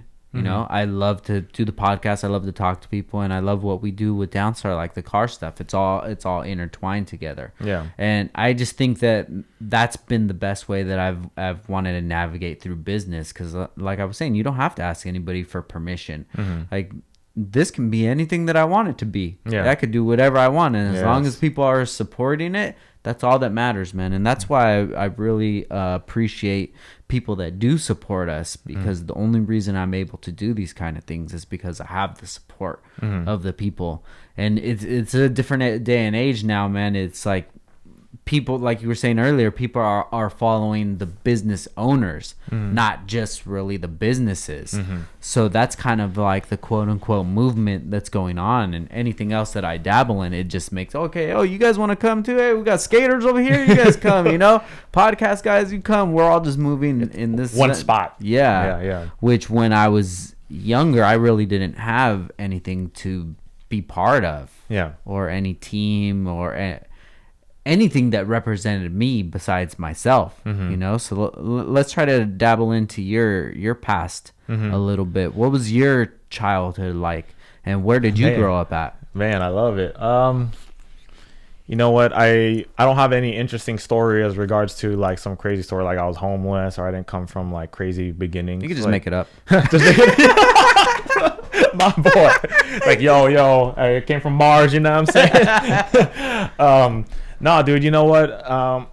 My parents immigrated here from the Philippines, bro. They worked their asses off, basically. I had a pretty good upbringing. It was the typical thing where, you know, your parents come from a third world country, they come here, there's a lot of opportunity, and they give you everything that they didn't have. You know what I'm saying? They work their asses off. You know, I'm not gonna lie, like I had a lot of good things in my life earlier. Like, you know, I was pretty good compared to other kids. Yeah. Like, you know, I had, you know, the sneakers, you know, like I had good stuff, you know, and very, very fortunate and blessed. But what I'm so happy about is while I had that, my parents still instilled with me how important it is to work hard. Like nothing is spoon fed to you. You know what I'm saying? And I think it was like a yin and yang, because my mom was very the compassionate, like, you know what I'm saying, like soothing side, and my dad was the fucking strict guy. You know what I mean? And they were very, you know, even regardless, they were still pretty hard on me. You know what I mean? I think I used to hate it like back then, and this is a long, long time ago, because, you know, I've let that go. But there used to be people, you know, again, like we talked about, like, oh, must be luck, yo. Yeah. He was spoiled, spoon fed, and all that shit, right? Yeah. At the end of the day, dude, no one forced me to go fucking study. Yeah. To become a nurse. Nobody forced me to start this podcast. You know what I'm saying? It's all came from me, from my hard work. Yeah. You know what I'm saying? While motherfuckers were drinking and partying and doing all this bullshit, I had to stay in and fucking study. Hell yeah. You know what I'm saying? But leading up to that, like, dude, I've always been like a serial hobbyist. I'm always into different things. I got into skating a little bit. I was pretty much a poser, I ain't gonna lie. But I love the culture though, for sure. I love the culture. Yeah. Into basketball, I got into fitness, different things like that. Into cars too, you know what I'm saying? Obviously I put that in the back seat a little bit until like I could get my Lambo or whatever the fuck I want to get now. You know what I'm saying? Yeah, I'm always like different, dude. Like I'll go from like I want this car to fucking like a classic to something old to something like innovative. Yeah. But anyway, and yeah, dude. So this is like a little, my story is I think I wanted to be a fucking engineer, but my mom was just like, you know, she's a fucking nurse, and she straight up goes like, all right, listen, I will give you that Honda you wanted, because I wanted a Honda Prelude, BB6, I think that's what it is. It's been a while, brother. Sorry. It's all good. And it's like, you know, I will give you that car. I think they got so sick and tired of me being involved with school, like extracurricular activities, you know, driving me to class or driving me to that shit, that they're like, we'll give you this car. You know, that back then, I don't know how it is now, but you know, you have your driver's permit at age 15. Yeah, I don't know if that's how it is now. I don't know, something like that. Yeah. And she was like, I'll give you this car, but you gotta change your whole focus to nursing. Oh shit. So she bribed me. Oh, you know what I'm saying? Yeah, she bribed my ass. Yeah. And so I was like, all right, fuck it. Like, I just want the fucking car. You know what I'm saying? So I didn't get the BB6. I ended up getting a different car, but you know, I got the Honda. So again, I was very fortunate. You know, not a lot of people, some people don't even get a car till like 21. So I was very fortunate, you know, but I got a used Honda, high mileage, you know, all that stuff, right? I got my car, and bro, I gotta tell you, man. So I was in the car community, you know, for a very, very long time. Started doing like some wholesaling, selling car parts, things like that. I finally got into the nursing program, and bro, I gotta tell you, it was the fucking hardest thing I ever did in my life. No shit. Oh yeah, dude. I came from no medical background. Usually when people get into nursing, they have some sort of background. They're like an assistant. They take at least medical terminology. So like the words spoken, they know what they're talking about. I didn't have none of that, dude. Yeah. Like, you know, like again, they could be a medical assistant. There's something in the hospital setting already. I came from none of that. So it was the hardest thing. I went in there. I was like, that was at my biggest at the time. I was like 270 pounds. You know, just think of a spiky hair kid, big dude, acne, like don't know what the fuck he's doing. And then imagine he goes to your bedside and he's telling you how to fucking live, you know, how to be healthy. Yes, exactly, dude. So I struggled, dude. I was on academic probation for a long time, but by my fourth semester, it just clicked, and I finally started to excel a little bit. And long story short, dude, I became a nurse, dude. I don't take nothing away from it. I would say, like, at least from the people around me, I found success at a pretty young age, because I graduated when I was 23. Okay. I was already licensed. Bought my first home pretty young too, like 25, I think. Congrats, dude. Hell yeah. Yeah, so it was cool. Like, I don't take nothing away from it, but going back, my mom bribed me, right? So it's kind of never been my passion. Yeah. So, and we were just talking about this, right? How I've been able to, leading up to me being a podcaster, it is funny because I think about my nursing practice. Again, we're at a setting of people in spiritual distress, people like dying, people like, they're just like, bad, right? But I would use my personality to spiritually heal them. I would make them laugh. I would bring my positive energy to their environment. Yeah. Because I had to. Dude, like, so-and-so's like expected to die like within a month. Like, there's no question, right? It's terminal shit. Terminal shit. Like, am I doing that person a service by just going there, here's your meds, all right, I'm out? Like, no, you know what I'm saying? Yeah. And I'm not trying to say here I'm like, the most compassionate nurse, like, fucking give me a medal. At least you tried. No, but at least what I'm trying to say is I had to use my personality or what I knew I was good at to kind of serve me, because it wasn't it's not my passion, right? And when I say that, it doesn't mean I would busted my ass off, because I did, because dude, this is fucking where lives we're talking about. Yeah. You know what I'm saying? So I always tell everybody, just because my passion wasn't in there doesn't mean it made me a bad person. It's just I always knew I wanted something more for myself. You get what I'm saying? So I mean, and a little contradictory here, because I've been doing it for 10 years. But I'm still the truth is I'm still trying to find my journey. Like, I'm trying to transition out of it. Yeah. And, thankfully I fell into podcasting, because this is where my passion's at right now. I could have so many passions in different areas, being that serial hobbyist in me. I just feel whatever fucking pumps me up. And if it's a project or concept or business I could be a part of, I want in on it. Yeah. And I want to bring my energy, bring my influence, bring my connections, my network into it. So whatever that is that comes in the future, that's my goal, is to slowly transition out of that, the nursing field. Yeah. Got you. So what do you think all your positivity comes from? Dude, that's a good fucking question. You know what? I would just say, I don't know, maybe it was just my upbringing, man. You know what I mean? I think it's funny that you asked me that, because being at a young age, I just want to have fun. That's just how I am. When I'm taken away from having fun, I'm miserable, dude. You know what I'm saying? And I just think, like, thinking about it now, like, I've come to realization, right? Like we were just talking about, you have to do things that serve you, right? Obviously, not being negative doesn't serve me. Yeah. And I think, like, I want to say I was, like, around, like, the most negative people in the world, but I've had my share. You know what I'm saying? And I don't vibe with that. You know what I'm saying? If so-and-so's crying a fucking wolf about this and that, and can't appreciate what they have, you know what I mean? I don't want to be in that room. That's just the honest truth, man. I like, again, being around positive people. People who inspire me. People like you. People like Andy. You know what I'm saying? I want to be around people who want to kill it. Dude, I always share the story too. Like, I got a barber who's saving up just for a laptop. Like, that pumps me up, because he wants to do incredible things. Damn. Like, just little things like that. I find, I don't know, I guess to answer your question, I find inspiration off the most littlest shit. And it just pumps me up, because, again, I like to hone in on stuff that makes me feel good. Yeah. Thankfully, it's that, and not like drugs or some other bullshit. Yeah. You know what I'm saying? So thankfully, yeah. So have you always felt like that, like as a kid? Yeah, I would say so. I've always been, like, at heart, if nobody could tell already, I'm like the goofiest motherfucker out there, though. I just like to have a fun time. I like to smile. I like to laugh. I like to just have a good time, dude. And like we talked about, I went sober. Mm-hmm. But I was always the happy guy, no matter what I was on. You know what I'm saying? Yeah, maybe if I was if I was the happy guy, I would still be drinking. Yeah.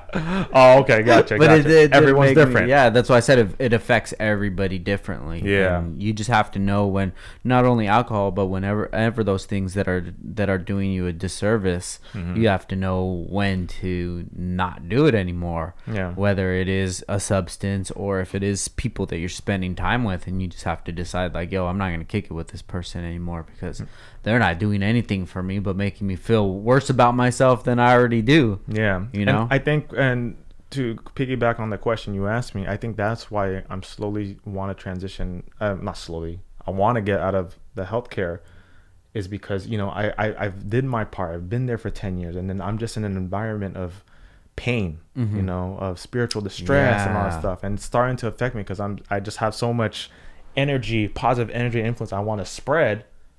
Like, being a part of that, I'm not, like, syncing with it no more. Yeah. Now I know it's my job. Like, yeah, if someone's negative, then maybe why don't you tackle it? Why don't you help that person?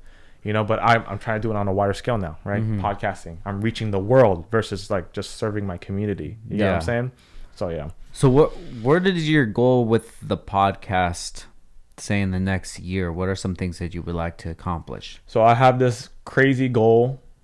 I don't think it's crazy because I'm very close to reach 50 countries. I'm already at 40. Oh, sweet. Yeah, I remember we talked about statistics a little bit. I think it's cool. I used to think I look at it way too much, but I've spoken to a few podcasters, and it's something to definitely look at because you never know who you're reaching. You know what I'm saying? And it's good to see, like, you discover different countries that are listening to you. Yeah. And you see the cities that are listening to you. So it's a good, and you see your demographics. Yeah. So it's good. You know what I'm saying? That was like my small goal, but since I'm so close to it, within the year, man, I want to do some innovative stuff with the podcasting platform. I want to do like a live event, like a live podcast recording, bro. You know what I'm saying? Where people, because again, like I said, podcasting has all automatically empowered me to be a resourceful guy to connect people. Yeah. So I want to translate that into a live event where I do a live recording of a podcast episode and we have people together, and then I publish it to the airwaves. You know what I mean? I don't think nobody's doing it. I think people are doing like live speaking events, you know, but nobody's hosting events where you could actually publish it to your audience in the podcast, you know, platform. So, and you know what, to be honest, the rest, I don't know, man, because I'm slowly learning what it's doing for me. You know what I'm saying? So it's kind of hard. Like, I used to think like, man, I must be like the most, like, I don't know, backward guy because I don't know what I want. Like, you know, people always say that you got to have a vision, you got to have clarity, you know, you got to have like these steps. But now I'm starting to discover, and this is the honest truth, is sometimes like embracing that uncertainty, like, is fine. Yeah. Because everything is always evolving. Like, you know, fucking inner Kanye, you know what I'm saying? Yeah. Everything's always evolving. Like, you start to discover, like, man, like, maybe this is not the route I want to do. Like, this is feeding me right here. Maybe I need to go this route. You know what I'm saying? Yeah. So it's hard, dude, because, dude, I don't know where podcast will take me next month. I don't know where podcast is going to take me within a year, you know, 5 years. You know, who knows? You know what I'm saying? But those are some of the things, the little things I know I want to do for sure. I want to do like a live event. I want to reach a certain what do you call it, of countries, and continue to just reach people, man. You know what I'm saying? Yeah, I'm gonna need your help with that to let me know how to figure out the stats and stuff, because I don't have any idea what the hell's going on. Yeah, dude. I don't know who's listening or what. Just from those like Instagram and YouTube comments and things like that. That's where I'll get my feedback from. But I think that's one thing that podcasting is lacking, is a real metric of who's listening from where and what platform they're listening from. And it's just right now, it's just all jumbled up. And I think that's what I need help with, is just figuring out how to hone in on that. I got you, dude. It's actually a lot simpler than people think. And I was in the same place as you, dude. I didn't fucking know anything. Like, I had to learn all this stuff. But there's definitely platforms out there that you could find those analytics. Good. Hell yeah. So what are the things that you look for when you want to have a guest, and how do you usually go about reaching your guests and having them on? Yeah, that's a good question. You know what, it used to be pretty spontaneous, just how I feel. Like, again, I'm a very energy person. I base it off energy. Like, if I feel like this person has good energy, then of course I'll bring them on. But really, again, my podcast mission and agenda has evolved. At first, I just wanted to share some conversations with people and just, you know, have fun. You know what I'm saying? But now, because I understand what it's doing, the impact it's making, I want to bring on amazing, you know, impactful people and kind of share their story, share their insights, share their morals, lessons, and values, so people who listen can gain something from it. Yeah. You know what I mean? And 99% of my guests, dude, they've done that, because I feel like so far I've been doing amazing with that. You know, I've had a few, I think like one or two guests that I kind of believe used me for exposure, which is cool. They were still great people, you know what I'm saying? But yeah, dude, that's how I kind of base it off of. And I've had people who are massively successful in the public eye, and then I've had people who I feel are totally on the radar that people don't know that they should know. Yeah. Doing crazy stuff within a community. Like, you want to talk about impactful people who are serving their community. There's some motherfuckers out there that are yet to be discovered, and I want to find them. Yeah. You know what I'm saying? I want mine to be not the typical, let's interview the most successful entrepreneurs, moguls out there. Like, I want all around, dude. I want to have musicians on there. I want to have, like, I don't know, a painter, you know, like anything, as long as they have like a good message and they're spreading an influence, a positive impact of some kind, I want them on, dude. Yeah. You know what I'm saying? Yeah. So who's your favorite guest that you've had on so far? Nah, man. Gotta put you on the spot, bro. Oh, man. I've had some really, really good ones. And it's funny because every time I release an episode, I tell my wife, I tell everybody, it's like, man, this is the best one so far. Hell like, yeah. You know, like it just keeps going. So I'm gonna hone in on that when my episode launches with yours, right? I want you to feel that way and just hone in on that just for that temporary moment. Definitely. Right? But anyway, you know what? Who comes to mind? You know what? I would say, unfortunately, this last episode I just launched, and the reason why, shout out to Joe Saman. He is a sales. He is an expert in sales and actually in human behavior in regards to sales and business in the business world. So he has coached and mentored over like 300 countries, including like Bank of America, Equinox, like some Microsoft big giants, right? And he studies human behavior and in relation to that stuff. Okay. And I guess the reason why I really like that episode because it was very energetic. And we kind of steered away from my theme. We didn't focus so much on his story. Yeah. We focused more on what he does, the stuff that he's learned. And that stuff is interesting because human behavior is in relation to everything that we do. You know what I'm saying? So that I would have to say that one was pretty funny because that guy's a fucking goofball too. He's funny. Like, you know how it is? Like, that's what's cool about podcasting again, is you discover some cool stuff about your guest that you never thought. Hell yeah. You know what I'm saying? And that, as much as he's a professional, he's also a funny ass guy. You know what I'm saying? Like, I felt like we were about to freestyle, like right like during a session, we're like, yo, you know what I'm saying? So he was a good one. I think one of the more definitely an inspiring one was I had a kid, Brett Patello. Shout out to him. He's an amputee. He has a chronic disease, and basically now he is training for the U.S. Paralympics snowboarding team. So sick. Yeah, dude. So like talk about ambition, talk about adversity, and he shares his influence. You know, imagine being he was diagnosed at 7. Imagine being struggling with all that, yet he's still always looking forward to life. He's looking forward to the next day. He's looking forward to his goals. And that's when that concept of you got to focus on what you have versus what you don't have. Yeah. You know what I'm saying? So he reminded me to not overlook that. You know, appreciate what you got. You know what I'm saying? Those are definitely two I think like are pretty good, man. Isn't that dope that you've been able to have conversations with these people and just sit down and pick their brain? Oh yeah, absolutely, man. Again, I discover lots of things about them. I start to discover things about myself. And, you know, you never know where the conversation is going to go, man. You know what I'm saying? That's the beauty of conversation. I think people really, really discredit and disregard conversations, dude. I know, like, it's intimidating.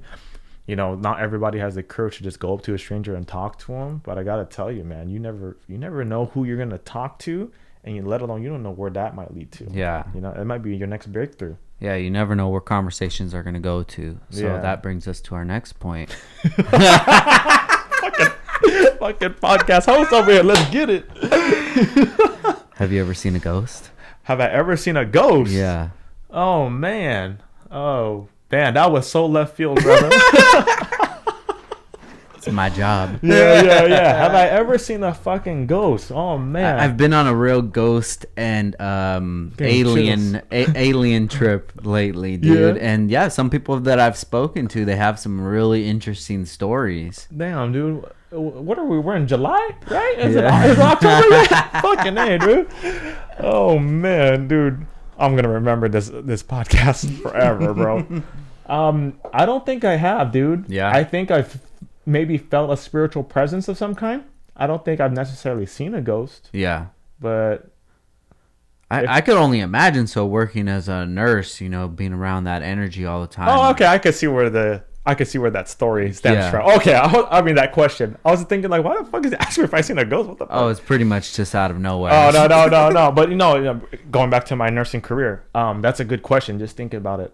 I've seen some weird stuff. Yeah. I'd say I wouldn't say I necessarily saw a ghost, but I definitely felt a spiritual presence, like for sure. Really, I've seen some weird stuff, dude. Like I'll tell a crazy story. Yeah. Without violating confidentiality, but I think someone had just passed, right?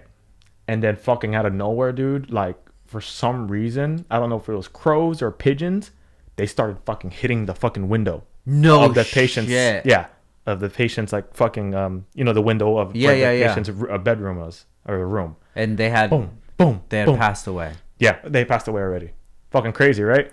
Yeah, dude. No shit. I don't know if that's coincidence or what, because that happens sometimes, I guess. I'm pretty sure that's one. Oh, damn. You have like that, I don't know how to call it, like that peripheral vision, and you might see things. I think I've seen like somebody in the hallway, and then I look back, I'm like, what the fuck? Yeah. Like, no one's there. Like I thought I saw a patient, I didn't.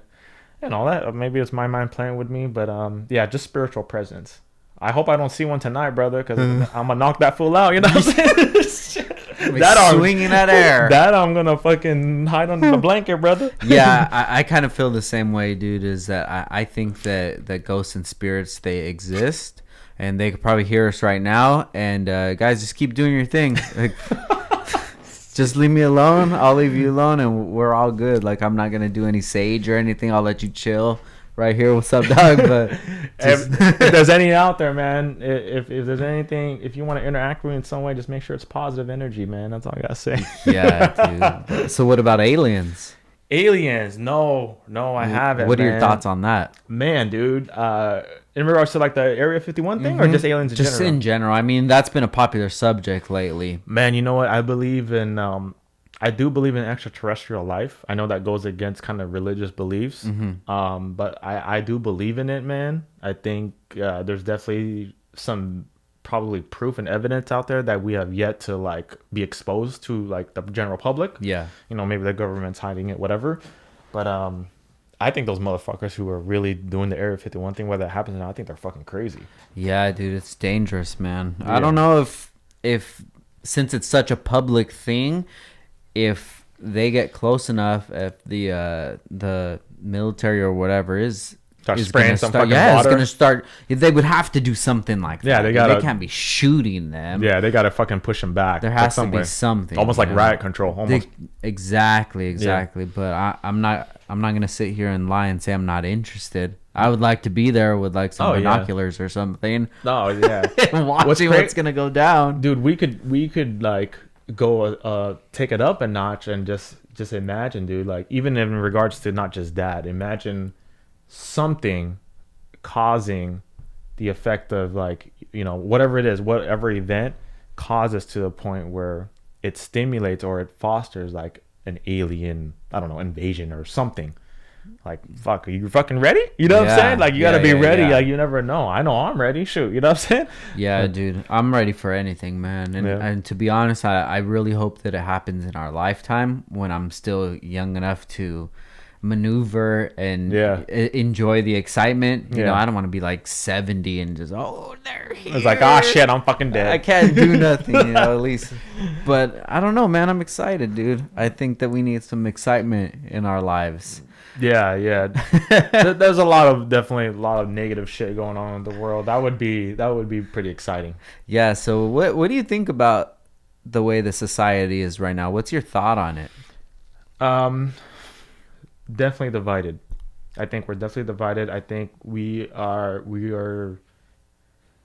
in a very victim mentality mindset, and I fucking hate it, dude. I hate it.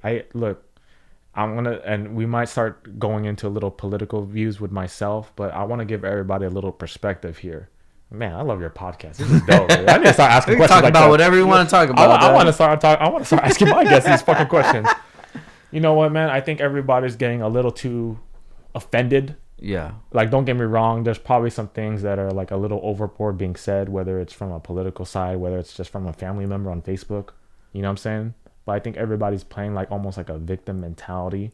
You know what I mean? And I think it's dividing us. Yeah. You know what I'm saying? I think people are not understanding that that's the beauty of freedom. That's the beauty of having a perspective. That's the beauty of being unique, an individual person. And what's wrong with having a dialogue of disagreeing with somebody? Just because somebody aligns with someone that you may not like, for instance, like Trump, automatically, like you're going to say like, yeah, to anybody that supports Trump, unfollow me. not my, like that. I think that shit's, I don't know where you align with yours, and I hope I don't offend nobody, but I just think that fuck everybody, dude. You say what you want to say, dog. Offend whoever. Yeah, dude. Like, I just think that's stupid. Yeah. Like, I don't get it. Like, okay, just because you have a political view different than somebody else, all of a sudden you have to isolate them. Like, you get what I'm saying? It's like polarizing, and all you're doing is dividing humans. Like, dude, we're all brothers and sisters. You know what I'm saying? I don't know. And everybody, I think, plays that victim mentality. Like, oh, me this. Oh, this is racist. Oh, this and that. Like, I'm not discrediting that it's not a problem out there, but the more you play victim mentality, the more it's just going to hold you back. It's the fucking truth. There are people out there who don't play that shit. They don't let that stop them, and they continue to move forward far past beyond their expectations, far more than they thought. You know what I'm saying? There's a reason why there's so many people who are living a good life, who are positive, who are successful. I gotta tell you right now, I bet you they're not playing the victim mentality. Yeah. You know what I'm saying? Hell yeah. So yeah, dude, I just think and I think as again, as I bring this up, as podcasters, as people who have a voice, I think it's almost an obligation to speak some positivity into the world. I think everybody's just like a little uptight and like, I don't know, so negative. Yeah. It's like, dude, like, what's up your ass, brother? You know what I'm saying? Like, it's just, I don't know, dude. Like, why can't we just disagree on something and still be cool? You get what I'm saying? Like, why is it people all of a sudden have to be afraid to speak, like, to show like where they align with? I think a lot of the issues that we have going on in the world has to stem from insecurity. Yes. I feel that people are very insecure about their beliefs, about who they are as a person, and about explaining who they are and being comfortable with other people accepting them or not accepting them. Yeah. So everybody wants you to believe what they believe. Okay, well, if you don't like Trump, then I can't deal with you. Yeah. But they don't finish the rest of the sentence. Mm-hmm. I can't be with you. I can't hang out with you. I can't talk to you because I don't know how to have a second opinion. I do not know how to accept a different opinion than mine. I'm not mature enough to put myself in your position and understand why you would feel this certain type of way. Not only about Trump, but about anything. It's perspective and awareness, brother. You know what I'm saying? It's just insane, man. I mean, like, I'm just gonna let it out there. Like, I come from a conservative family, but I feel like I'm libertarian too. Like, I don't think government should control like what your beliefs are. Where the who you how you associate yourself. But I mean, how does that affect me, dude? Like, if you want to be this way or you view this way, how does that does that really affect me? Like, no. Like, to be honest, again, victim mentality. If you think the president's gonna affect your life, dude, you're tripping. You know what I'm saying? Like, dude, like, you're in control of your life. I get it. There's some stuff from the top that might play a little toll in how you have to play out your life. Yeah. But to control your life and playing that victim mentality, come on, dude, you're fucking lost. Yeah. Like, that's the truth. You're right, dude. Like, Frank controls his life. Yeah. Nobody controls your life but you. I control my life. For me to kind of even give the idea that someone in political power, whoever it may be, controls me, like, that's just bullshit, dude. Yeah. Like, I think you need to, in my opinion, you gotta steer away from that. Otherwise, you're just holding yourself back. That's honest truth. No, hell yeah, you're totally right about that. And I was gonna say that, dude. It doesn't matter who's president, who's in charge, who's the governor here, what the laws are. I don't care about any of that shit, dude. Mm-hmm. I'm gonna keep doing whatever I'm gonna do, and if it aligns with my beliefs or if it aligns with what my goal is, that's what I'm gonna do. Yeah. And I break it down like this. Okay, so break it down, brother. You're not supposed to speed, right? Mm-hmm. Why aren't you supposed to speed? Because that's the law. Mm-hmm. Okay, cool. We agree. 65 is the law, right? Mm-hmm. So what happens if you break that law? Mm-hmm. You get a ticket. Mm-hmm. You have to pay for it.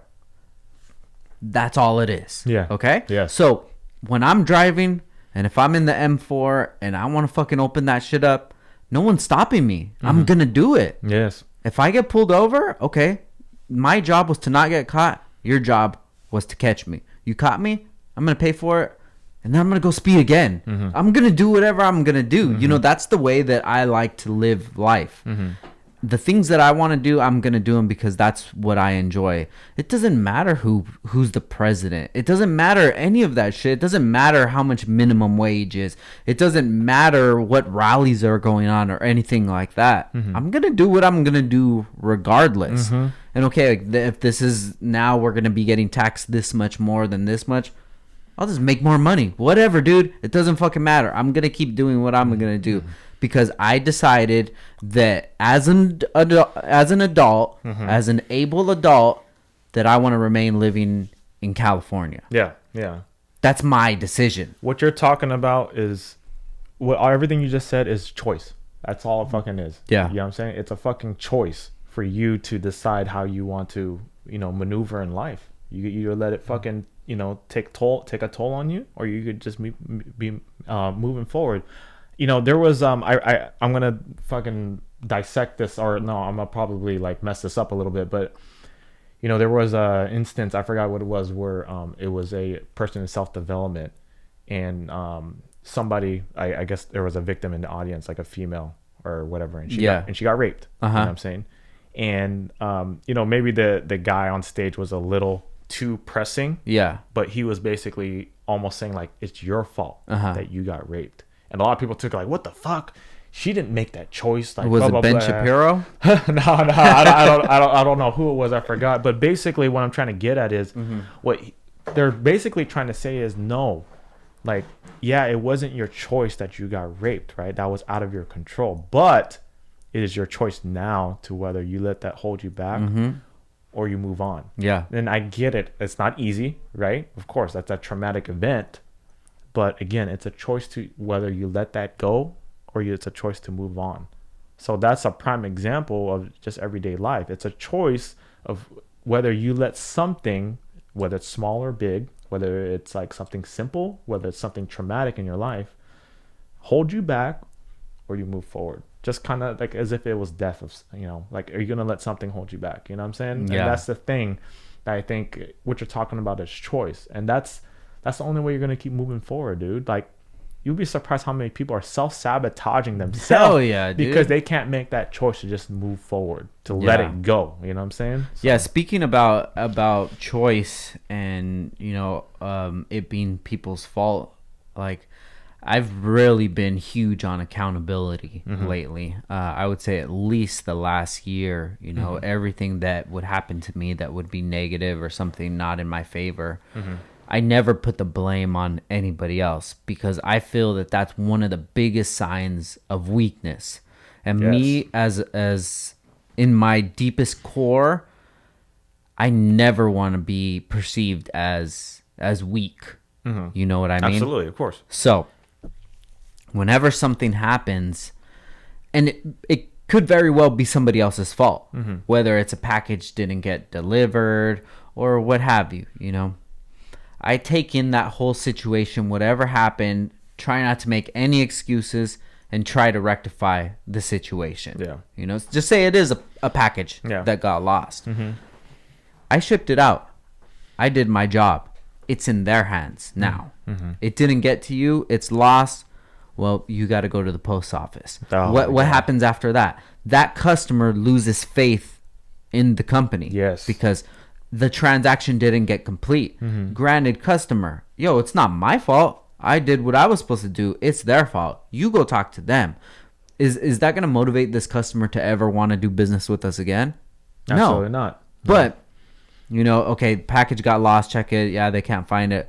All right, I got you. Don't even worry about it. Now I'm losing money, but I'm gaining this customer's trust, and I'm getting what they ordered. I'm getting them what they expected out of this transaction. And whether whoever's fault it was, that doesn't matter because it's the situation is what it is. The package is lost.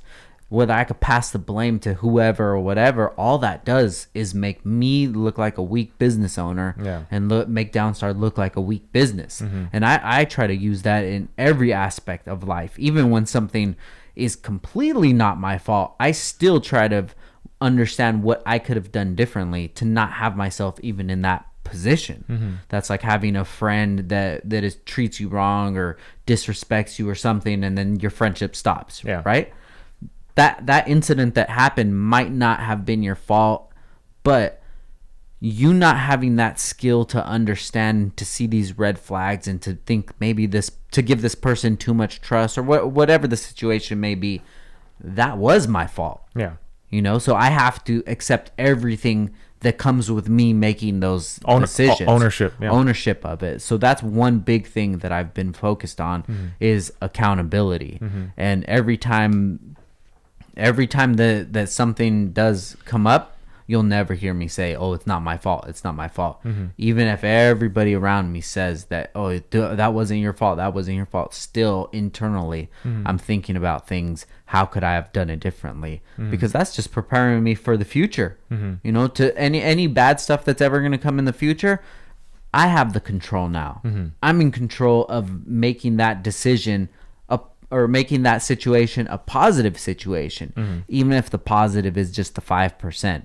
I don't want the 95% negative. I just want that 5%. Give me that 5%, and I'm going to make this interaction, whatever this lesson is, I'm going to make this valuable for me in the future, because I'm never going to make this problem again. See, and that's why I think this speaks to your success. You know what I'm saying? Because that's a very smart business owner. As a consumer, sometimes, yeah, they may be very interested in your quality or service, but they don't align with that fully. They actually want to align with the experience, with the emotional attachment too. And that's something that we learn, you know what I mean?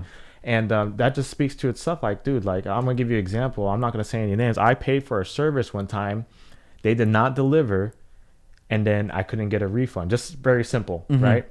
They refused to give the refund because they messed up. They wanted to extend my service, but give me like more bonuses, more stuff, like kind of over deliver after that. Got you. The fact of the matter is, like, no, I wanted the refund, and I didn't get it.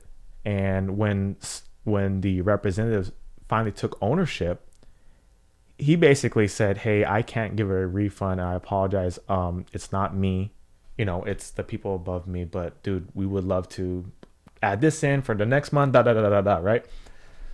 Okay, first off, I mean, come on. Like, if that was me as a business owner, I don't give a fuck if it was someone above me. I don't care if it was someone like next to me. Yeah. I would use my own personal money to refund that guy because I failed at my word. I failed at my promise. Yeah. I already lost that trust, that rapport, that emotional attachment. You know what I'm saying?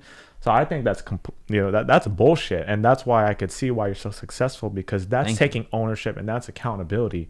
And some business owners need to fucking do that shit, because we're seeing too much of, like, for you to not think that your customer is like number one, like that if you don't have that mentality, like, dude, good luck, dude. Because, like, human, and I credit back to what I learned with Joe, because I learned all this stuff, dude. Human behavior is changing constantly, and you have to keep up with it. But it's always about experience and the human attachment, the emotional part of it. Sometimes it won't even matter if I got these headphones no more. It's like, wow, this company went above and beyond to fix this and over deliver and rectify the situation. You get what I'm saying? Yeah. And, dude, like, that's kudos to you, man. That's awesome, man. Thank you, to man. have that mindset, man. Thank you, bro. And it's just things that I've been doing that I'm just trying to make myself a better person and see the opportunities that I have and just capitalize on those, and just keep aligning myself with people who have the same beliefs that I do and the same morals that I do. And it's not even about success or money or anything like that. It's about, if I ever get in a situation with this person, how is this person going to react? Yeah. If this person has the opportunity to do something negative to me without me knowing or whatever, will they take it? Yeah. Yeah. And it's just about evaluating the people that you have around you. And I think that's what a lot of people really struggle with, is I've been talking about this a lot lately, is that they mistake like a good time as a good friend. So in your journey with the Parables podcast, what have you noticed from people closest to you, or people that you thought would support you? Like, has everybody been very supportive of your new journey? I love this question, man. You are really getting a lot of shit out of me. I love it, dude. I'm pulling it out. You know what? I'm not gonna lie. Surprisingly, the people I thought who would support me the most haven't shown support. Like, okay, well, first off, let's backtrack. Support can be shown in many different ways. It could be verbal. It could be, I don't know, reposting, resharing. It could be buying merch, whatever, right? Yeah. It all comes in different shapes or form. But I gotta tell you, I have a very, very good support system. But I gotta tell you, I've had people I've never even met support me more. You know what I'm saying? And it's a little eye-opening. Yeah. And I take support wherever it comes from. So I'm not trying to say like I discredit just because this one seems to be a little more. Like, doesn't mean I discredit the little support. Definitely. It's surprising. It's a little eye-opening, right? You would think that they would be fully supportive, knowing they've known me all my life, or like a majority of my life. You know what I mean? And then one thing that drives me crazy, and I know it comes from like a good heart, but I hate it when people say, "Don't forget us." Don't forget us. I hate that. Like, that's just a personal thing, because when you say that, in my eyes, it's kind of like saying like, wow, you think like I would degrade myself to that point. Like, I get it, and people do change, right? People do change when they become successful. But going back to Randall Pitch, he says something amazing, and something along the lines of, people always say I've changed, but it took change to get me to where I am today. You get what I'm saying? That's huge, and it's fucking true. You know what I'm saying? So to answer, going back to your question, a lot of people definitely have been very, very supportive. It's just a little surprising though that more different people that I've never met, people I've never met in person, never like even like known. I just finally like, brand new person in my life supports more. Yeah. You know what I'm saying? It's a little eye opening, but I take in everything. I appreciate every little word from, even if it's just like good job, I see you killing it, or every little thing, dude. I take it in and I'm just thankful, dude. Like, you know what I'm saying? A lot of people, there's a misconception out there that like, like if you love the comments and the feedback and all that shit, like it's almost as if like you're a cocky motherfucker. Oh, you love the attention. Yeah. I think that's bullshit. And the reason why is because like for us with this podcast thing, we don't have to do this. Right, dude, you have your job, I got my job. This is my time off, bro. Yeah. Like, you know what I'm saying? I don't have to do my podcasting, but to get comments, to get the feedback, to get the support, you know what I'm saying? That just reaffirms and validates what I'm doing. You know what I'm saying? I think that's important. I don't think there's nothing wrong with seeking out advice or like getting comments or getting that feedback or looking for it. You know what I'm saying? To a certain extent, of course. Like, there's a fine line. Like, okay, now this motherfucker just some ego motherfucker. You know what I'm saying? Yeah. But yeah, dude, it's just it's a little eye opening, but for the most part, you know what I mean? I think everyone's been pretty supportive. Again, some people I haven't met have shown so much more support than like maybe someone in my blood. But I don't take it personal. I know. I think before I used to be like, man, that's very interesting. Like, what the fuck, But no, dude, it's just, again, I'm a very perspective guy. You know what I'm saying? I can't judge so-and-so because they're in a different journey in their life. There's things going on in their life. You know what I mean? I can't judge them just because they didn't want to, I don't know, support a sticker. Yeah, no, that's a good way to look at it, dude. Yeah. But, yeah, I totally align with you on that, dude. There's been so many people that I thought that they would help me, support me with the podcast, but every time we come out with a new episode, it's always these people that I've never met sharing it, listening to it, and the people that, I've done things for. I've supported them. I've purchased things from them when they started their, like, their side hustle or whatever you want to call it, just not getting the support from them, not getting a comment or anything, and pretty much all that stuff breaks down to a way that I like to think about is if you've seen a friend that was doing a marathon race, like, your friend would appreciate seeing you there and like, come on, dude, you're going, keep going, bro. How long does a marathon race usually last for? A long ass time, dude. That's 26 miles, right? 26 miles. So that would be maybe like a couple days or a day or whatever. I don't know how long, but it'd be like half a day. We've been doing this podcast shit for almost a year. This is like being on a marathon for a year. Yeah. Going through the woods and the snow and the rain.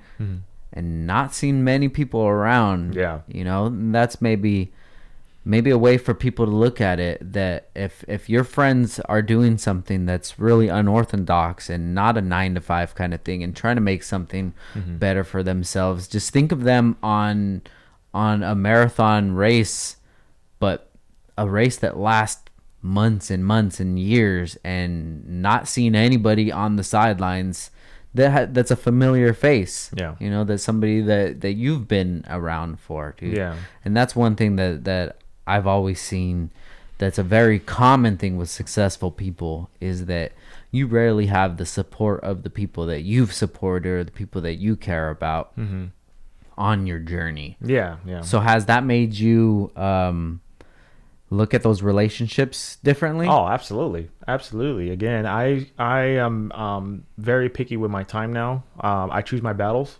You know, of course, we can't be everywhere all at once. In fact, I wish I could be in 2 places at once, you know what I mean?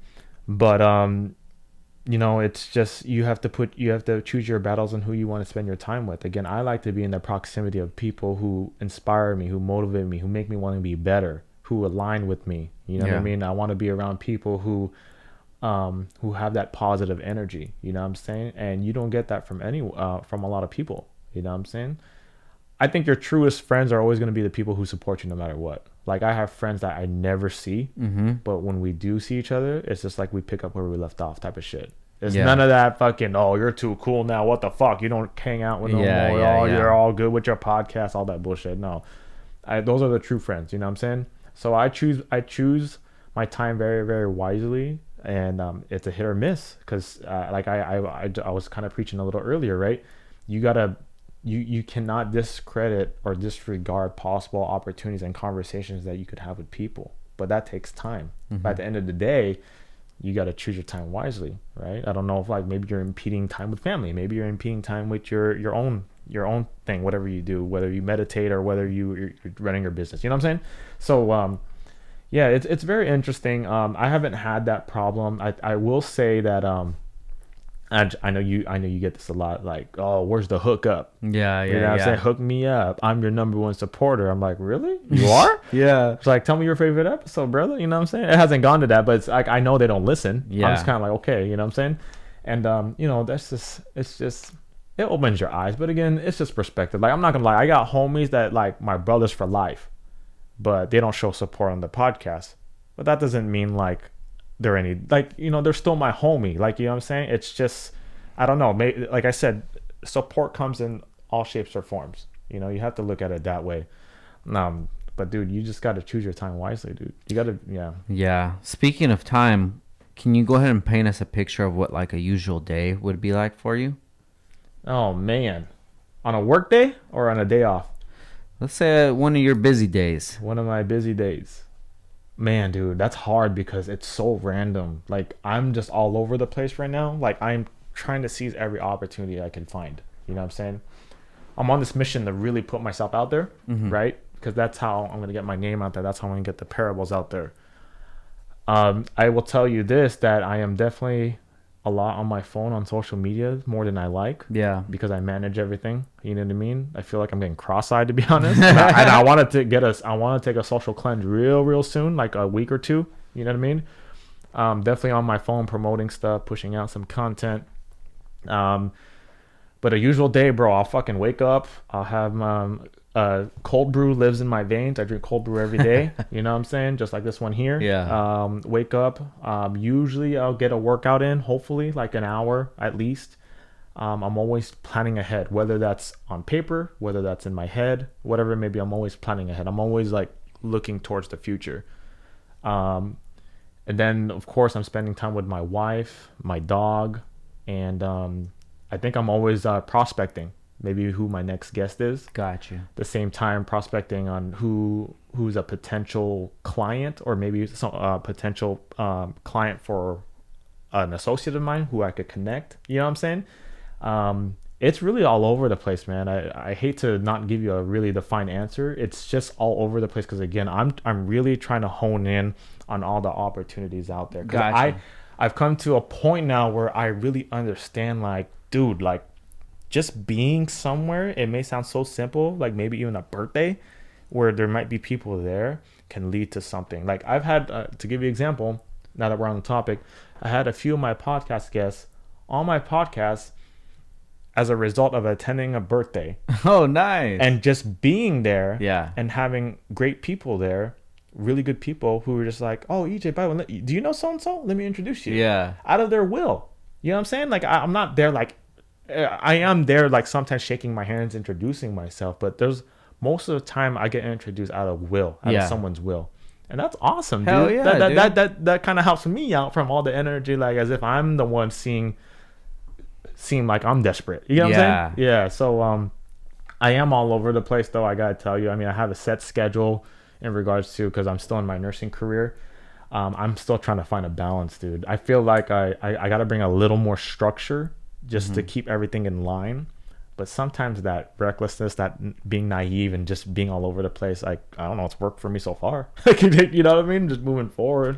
Yeah. So, yeah, dude. There's always improvements to be made, man. But, I mean, with this kind of lifestyle that we live, you kind of just got to take it how it comes, and you just got to keep going. It reminds me of my nursing career. Like, you got to prioritize your shit. You got to prioritize your task. Yeah. Like, for instance, like, you may have like a planned detailed day to day, but then something might come up, and you have to attend to that first. You got to attend to your kid. You got to attend to a fucked up order, things like that. You know what I'm saying? So yeah, definitely it's all over the place, man. So with the add to your schedule of the podcast within this last year, have you noticed it have any effect on your home life or with you and your wife? No, thankfully I've had a very, very supportive wife. She has to deal with my crazy ass, man, because my ideas are just all over the place, because I always want to do this, do that, even outside of podcasting, She's been very supportive. I mean, like I said, I bring people to my crib to record. She's been fully supportive. I obviously do it on my days off, so that works out. And again, she believes in my vision. She knows I'm trying to transition that into an office. And yeah, dude, I don't have that problem. It's a huge topic all the time about how do you get your loved ones to support you, how do you get your support system to support you. I honestly do not have that problem, dude. Good for you, man. Hell yeah. Yeah, dude. There's a reason I married that girl, you know what I'm saying? Yeah. So how'd you guys end up meeting? We met through a mutual friend. She's they were pledge sisters, so my best girlfriend, they pledged together. And then dude, the rest was history, dude. I was just like creepy, bro. I ain't gonna lie. Like, I do whatever I want, I go get, right? And it's just crazy, dude. Like, her birthday's coming up this Saturday. Oh, sweet. So I'm taking her out, but we're gonna hit our 3 years in November. But that's how we met. Like, we kind of we met through a mutual friend, and I took a gamble, I'd say, because like at the time, being young a little bit, I was like, man, fuck that, the ego, like, fuck that girl if they don't want to spend time with me and do that, or like they were dealing with some other stuff, there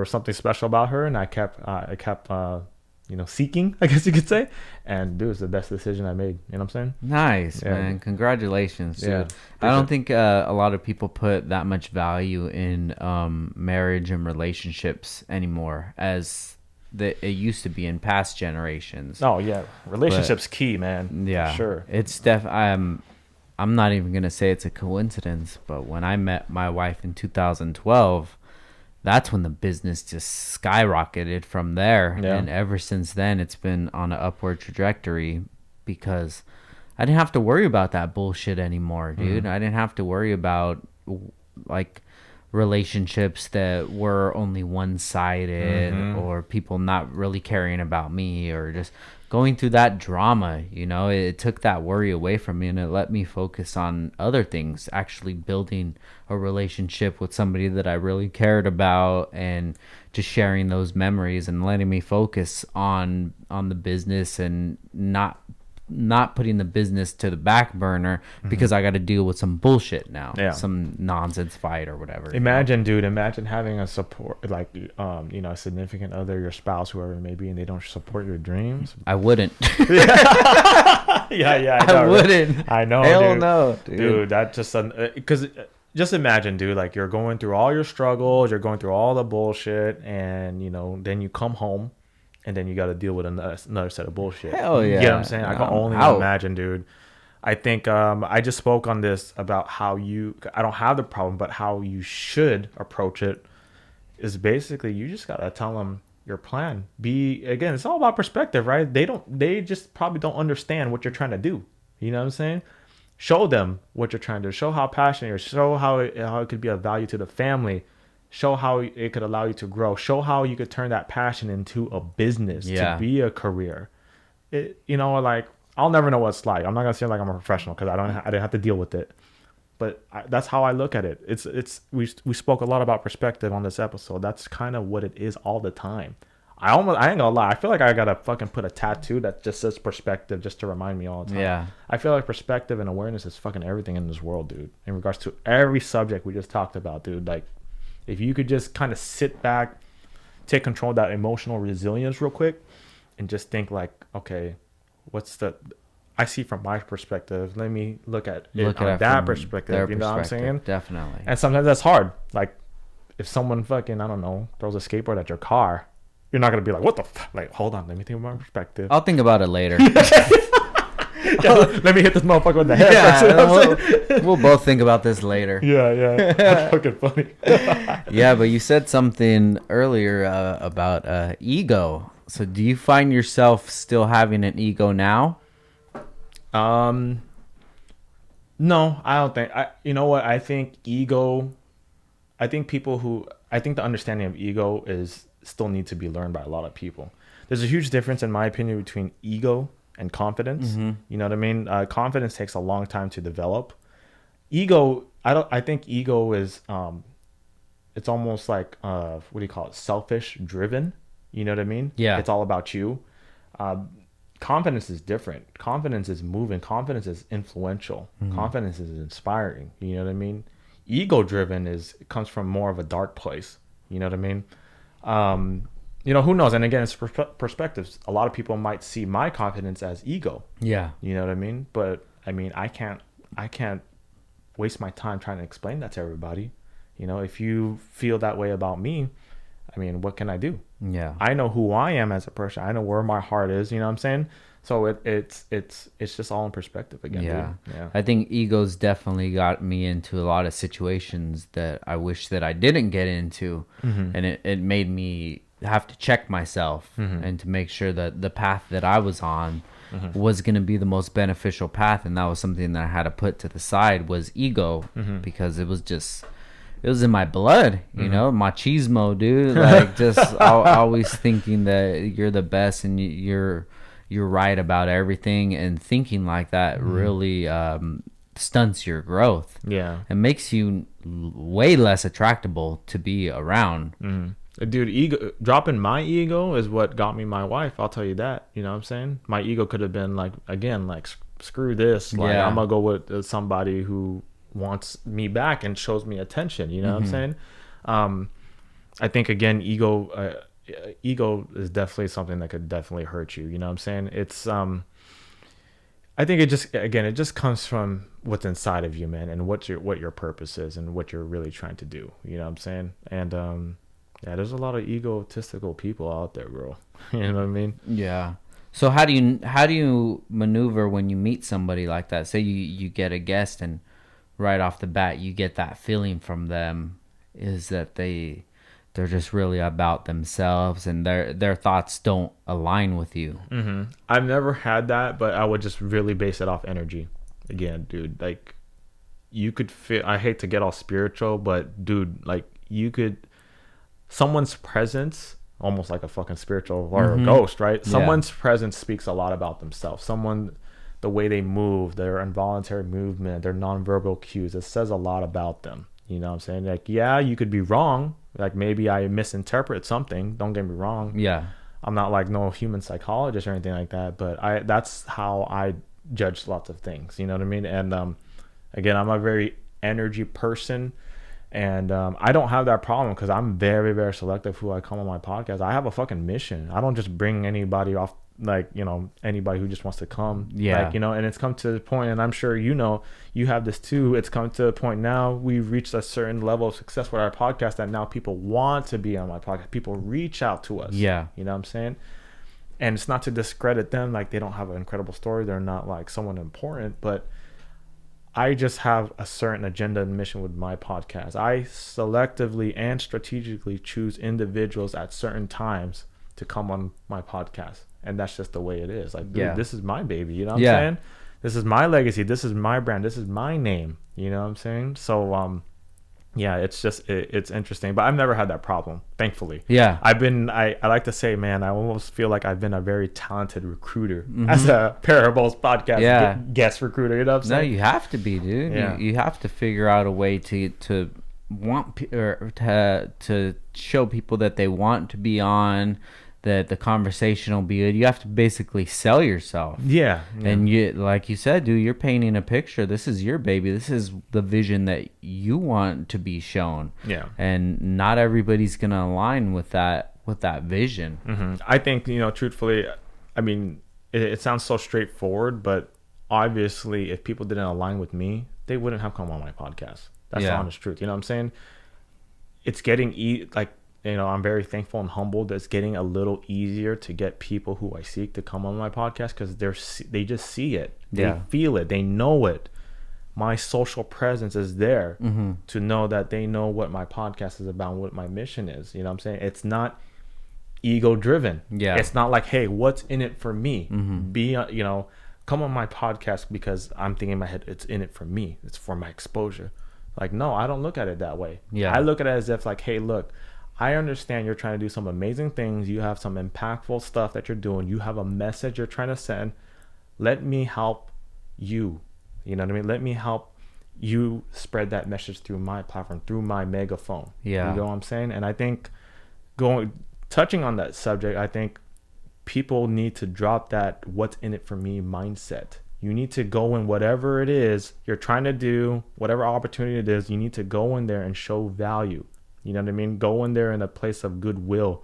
Go in there how you could be of service. You know what I mean? I think everybody's still always about like, what's in it for me type of shit. And to me, this has served me so much, because now opportunities and introductions and leads come to me. You know what I mean? They slowly start coming. Not all of them, but they do come to me, and that makes my life easier, right? Instead of me kind of prospecting, me going out of my way to do this and do that. You know, it works in that weird way. You know what I mean?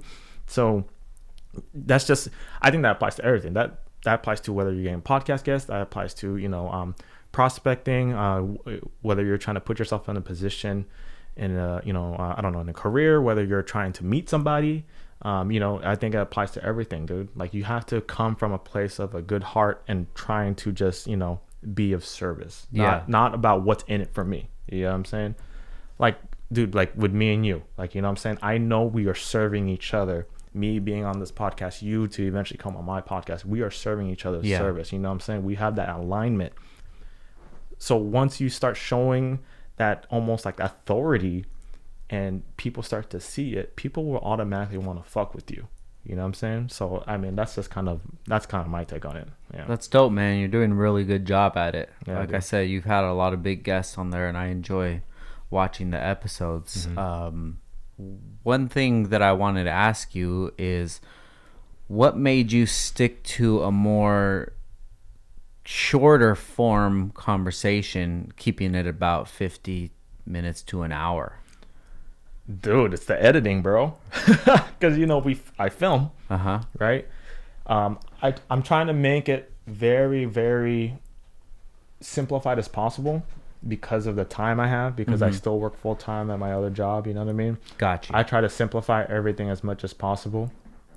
And I don't know. That's a good question. Like, I've had an episode that almost lasted 2 hours, and it was incredible. Like, the guy had an amazing ass story, dude. Yeah. Like, we spoke so much. It was of pure value.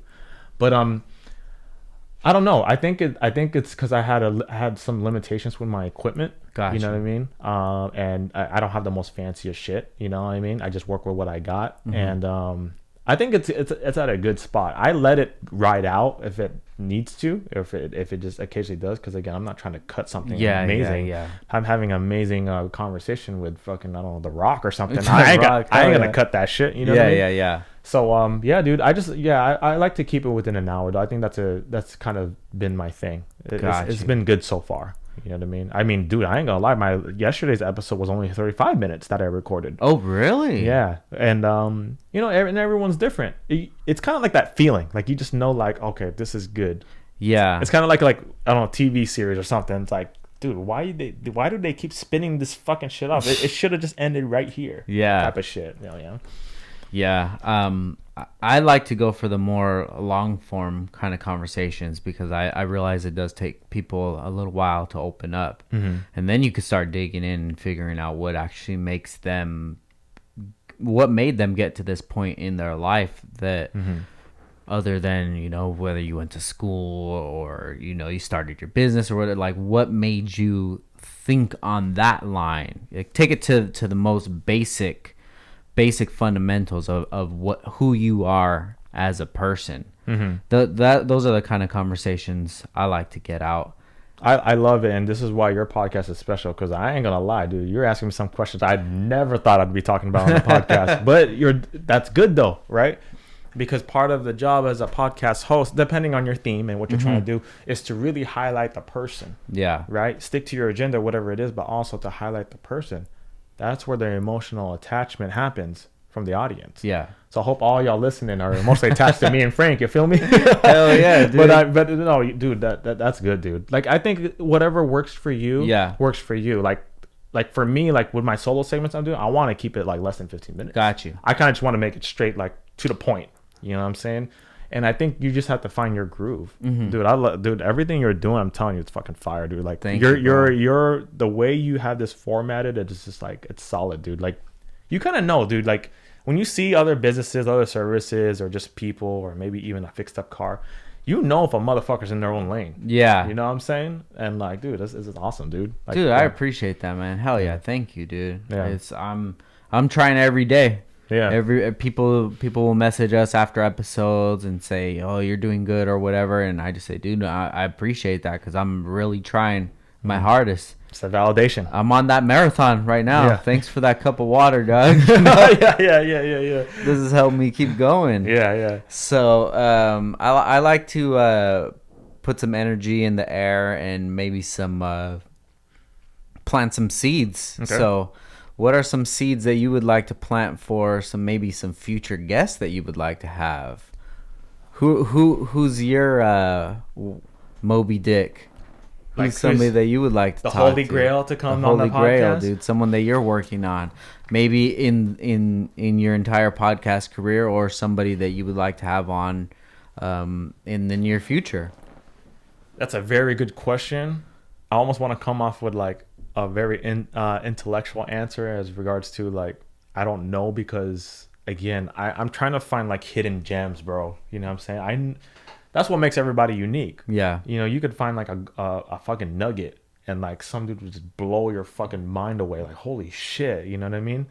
That's what makes everybody unique. But like, to really answer your question, dude, like, I would love to have fucking The Rock. That would be sweet, dude. Kevin Hart. I would love to have Andy Frisella. Oh man, I would love to fucking pick Elon Musk's brain, dude. Elon Musk, dude, that guy's something else, dude. Yeah. I really, you know, I mean, we're talking about people who are innovative. Yeah. You know what I mean? All those people I just mentioned, they're all innovative in their own way. Yeah. You know what I mean? And the reason why, I mean, those are all high profile people. And I just said that I like to find also people who I feel who are not in the public eye. You know what I mean? But the reason why it's multidimensional like that is because, you know this, dude, like as a host, dude, you're learning so much from your guests. So I've had my share of pretty successful people in whatever way it was, right? Whether that's in their fitness, their business, whatever it is, right? Dude, I am a fly on a fucking wall when I'm a host and have this guest over. Dude, I learned so much, and people always disregard like, oh, just because he's in like a different industry, you cannot learn from that. That's bullshit, dude. You could apply that same principle to your business, to your lifestyle, to whatever. You know what I'm saying? So I know those people I just mentioned are high profile, like in the public eye, but like, you know, dude, I really wanted like, just, I don't know, dude, I just want to find somebody who's just like fucking so incredible, but like no one knows. You know what I'm saying? It'd be so cool to just like find that one nugget and it's just like, man, dude, like this is like, they're doing some incredible stuff. Because that's what my shit's about. My shit's about you gain something from our conversation, and it doesn't have to be something huge. Yeah. It could be something small, but as long as it moves you forward, it moves your mind forward a little bit, then I know I'm doing good. You know what I'm saying? Yeah. Yeah. So what would you like people to get away from this, to take away from this conversation? From the whole episode? Yeah. Yeah. Well, we spoke a lot about podcasting. So I'd probably want to say that for those of you who've tinkered the idea to fucking do it, I will speak on behalf of my experience, and I know you always do, is that it's done so many things for me. Again, it's been a wild ride. It's opened up many opportunities for me. I've been introduced to a lot of amazing people who I want to surround myself with. It's taught me a lot about them. It's taught me a lot about myself. It's like I said, it's going to leverage my business or whatever I decide to get into. So overall, if you're thinking about podcasting, do it. I know we're busy, but I'm pretty sure if you reach out to Frank or you reach out to me, we'd be glad to help you. Yeah, definitely. You know what I mean? I've helped out so many people with their podcast, and I'll continue to do so. Another thing is, I think we spoke a lot about choices. Choices, victim mentality, and perspective. I know it's hard. I know, sometimes we're in the face of adversity, and it's just so hard to really grasp that perspective sometimes. But I think that changes everything, dude. If you could just have like a slight shift in your perspective, could you imagine how much more fulfilling or maybe more positive your day might be? You know what I'm saying? Why let emotions that don't serve you dictate? Why would you let that dictate the rest of your day? Why would you let that dictate your emotions where that affects your family when you come home from a shitty day? Shit like that. You know what I mean? I'm not perfect at it. You know what I mean? You're not perfect at it. Nobody's perfect at it. But if you are able to gain that sense of awareness that, hey, dude, I have the choice to feel this way. I have the choice to shift my perspective. I have the choice to recognize that, oh, man, this doesn't serve me. So let me steer away from this. Then I think everyone would be a lot happier, dude. Maybe we wouldn't be in this divide that we just spoke about. You know what I mean? And I don't know. I would say that the last thing is to be on the fucking lookout, because two of the biggest podcasters are sitting right here. You know what I'm saying? Let's go, baby. Hell yeah, dude. I'm on my grind, bro. I know you are too, dude. That's why I'm excited that we were able to do this episode. Yeah, dude. Like anybody doing podcasts, that shit excites me, man, because I want to see where their podcast is going to go. I want to be motivated by them. You come from a sense of relatability, dude. You know what I'm saying? And that's why I'm so fascinated right now with this shit, what you've been able to do, because it makes me, not from a competitive standpoint, but it inspires me. So now I want to up my game. Yeah. And just to highlight on that, I think also just to end it, a lot of people come from such a competitive mindset, and that's bullshit. Yeah. You know what I'm saying? Like, dude, podcasters collaborate to only serve each other's purpose. And you don't even have to be a podcaster. It could be anything in life. But I think some people have that, we're talking about ego again, and that competitive mindset. Dude, it's not going to serve you. Yeah. You know what I'm saying? Like here, I'm inspired. Thank you, man. That mindset and awareness. I'm inspired. I could look at it and be like, damn, this motherfucker's killing it. Nah, it's whack. I could hate it. Or I could shift my perspective and be inspired by this. You know what I'm saying? And that's how I truly feel about this platform, dude. And any podcaster out there that who's I've been blessed to be invited to. You know what I'm saying? I think you could look at so many different things and, again, allow it to serve you, to help elevate your game, elevate you as a person. You know what I'm saying? So, again, dude, be on the fucking lookout, because I could tell you right now, I ain't gonna stop. Yeah. Frank ain't gonna stop. If I do stop, I'm gonna hear from Frank. If he stops, I'm gonna be your accountability partner, dude. Thank you, man. Dude, I appreciate that, dude. The world doesn't know, dude. We're barely scratching the surface of this shit. Definitely. I feel just like that, dude. I remember the start of Downstar and the journey that I went on, and before I started feeling this feeling that I feel now with the podcast, I was doing Downstar for maybe 6 years before I felt like, okay, this is something different, and I kind of had the cheat code when I started this because I already had almost 10 years of experience of running a business and customer relations and having communication and things like that, you know, so it was a little easier to start this. But that doesn't mean that everybody who supported Downstar now supports the podcast. That's why I don't see it as a cheat code. Yeah, you know what I'm saying? It's really just showed me that all this really takes is, for one, you have to have a good product, and our product here is the conversation. You know, and I think the people, they enjoy the conversations that we do have.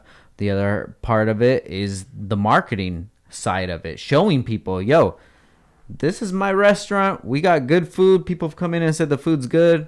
I need you guys to get inside the restaurant. This is my restaurant. This is my project that I'm working on. And I need to get the eyes on this so this can get to the next level that I know it's going to get to. But to get to that, it just takes a lot of grinding and hustling, and that's something that I'm very familiar with.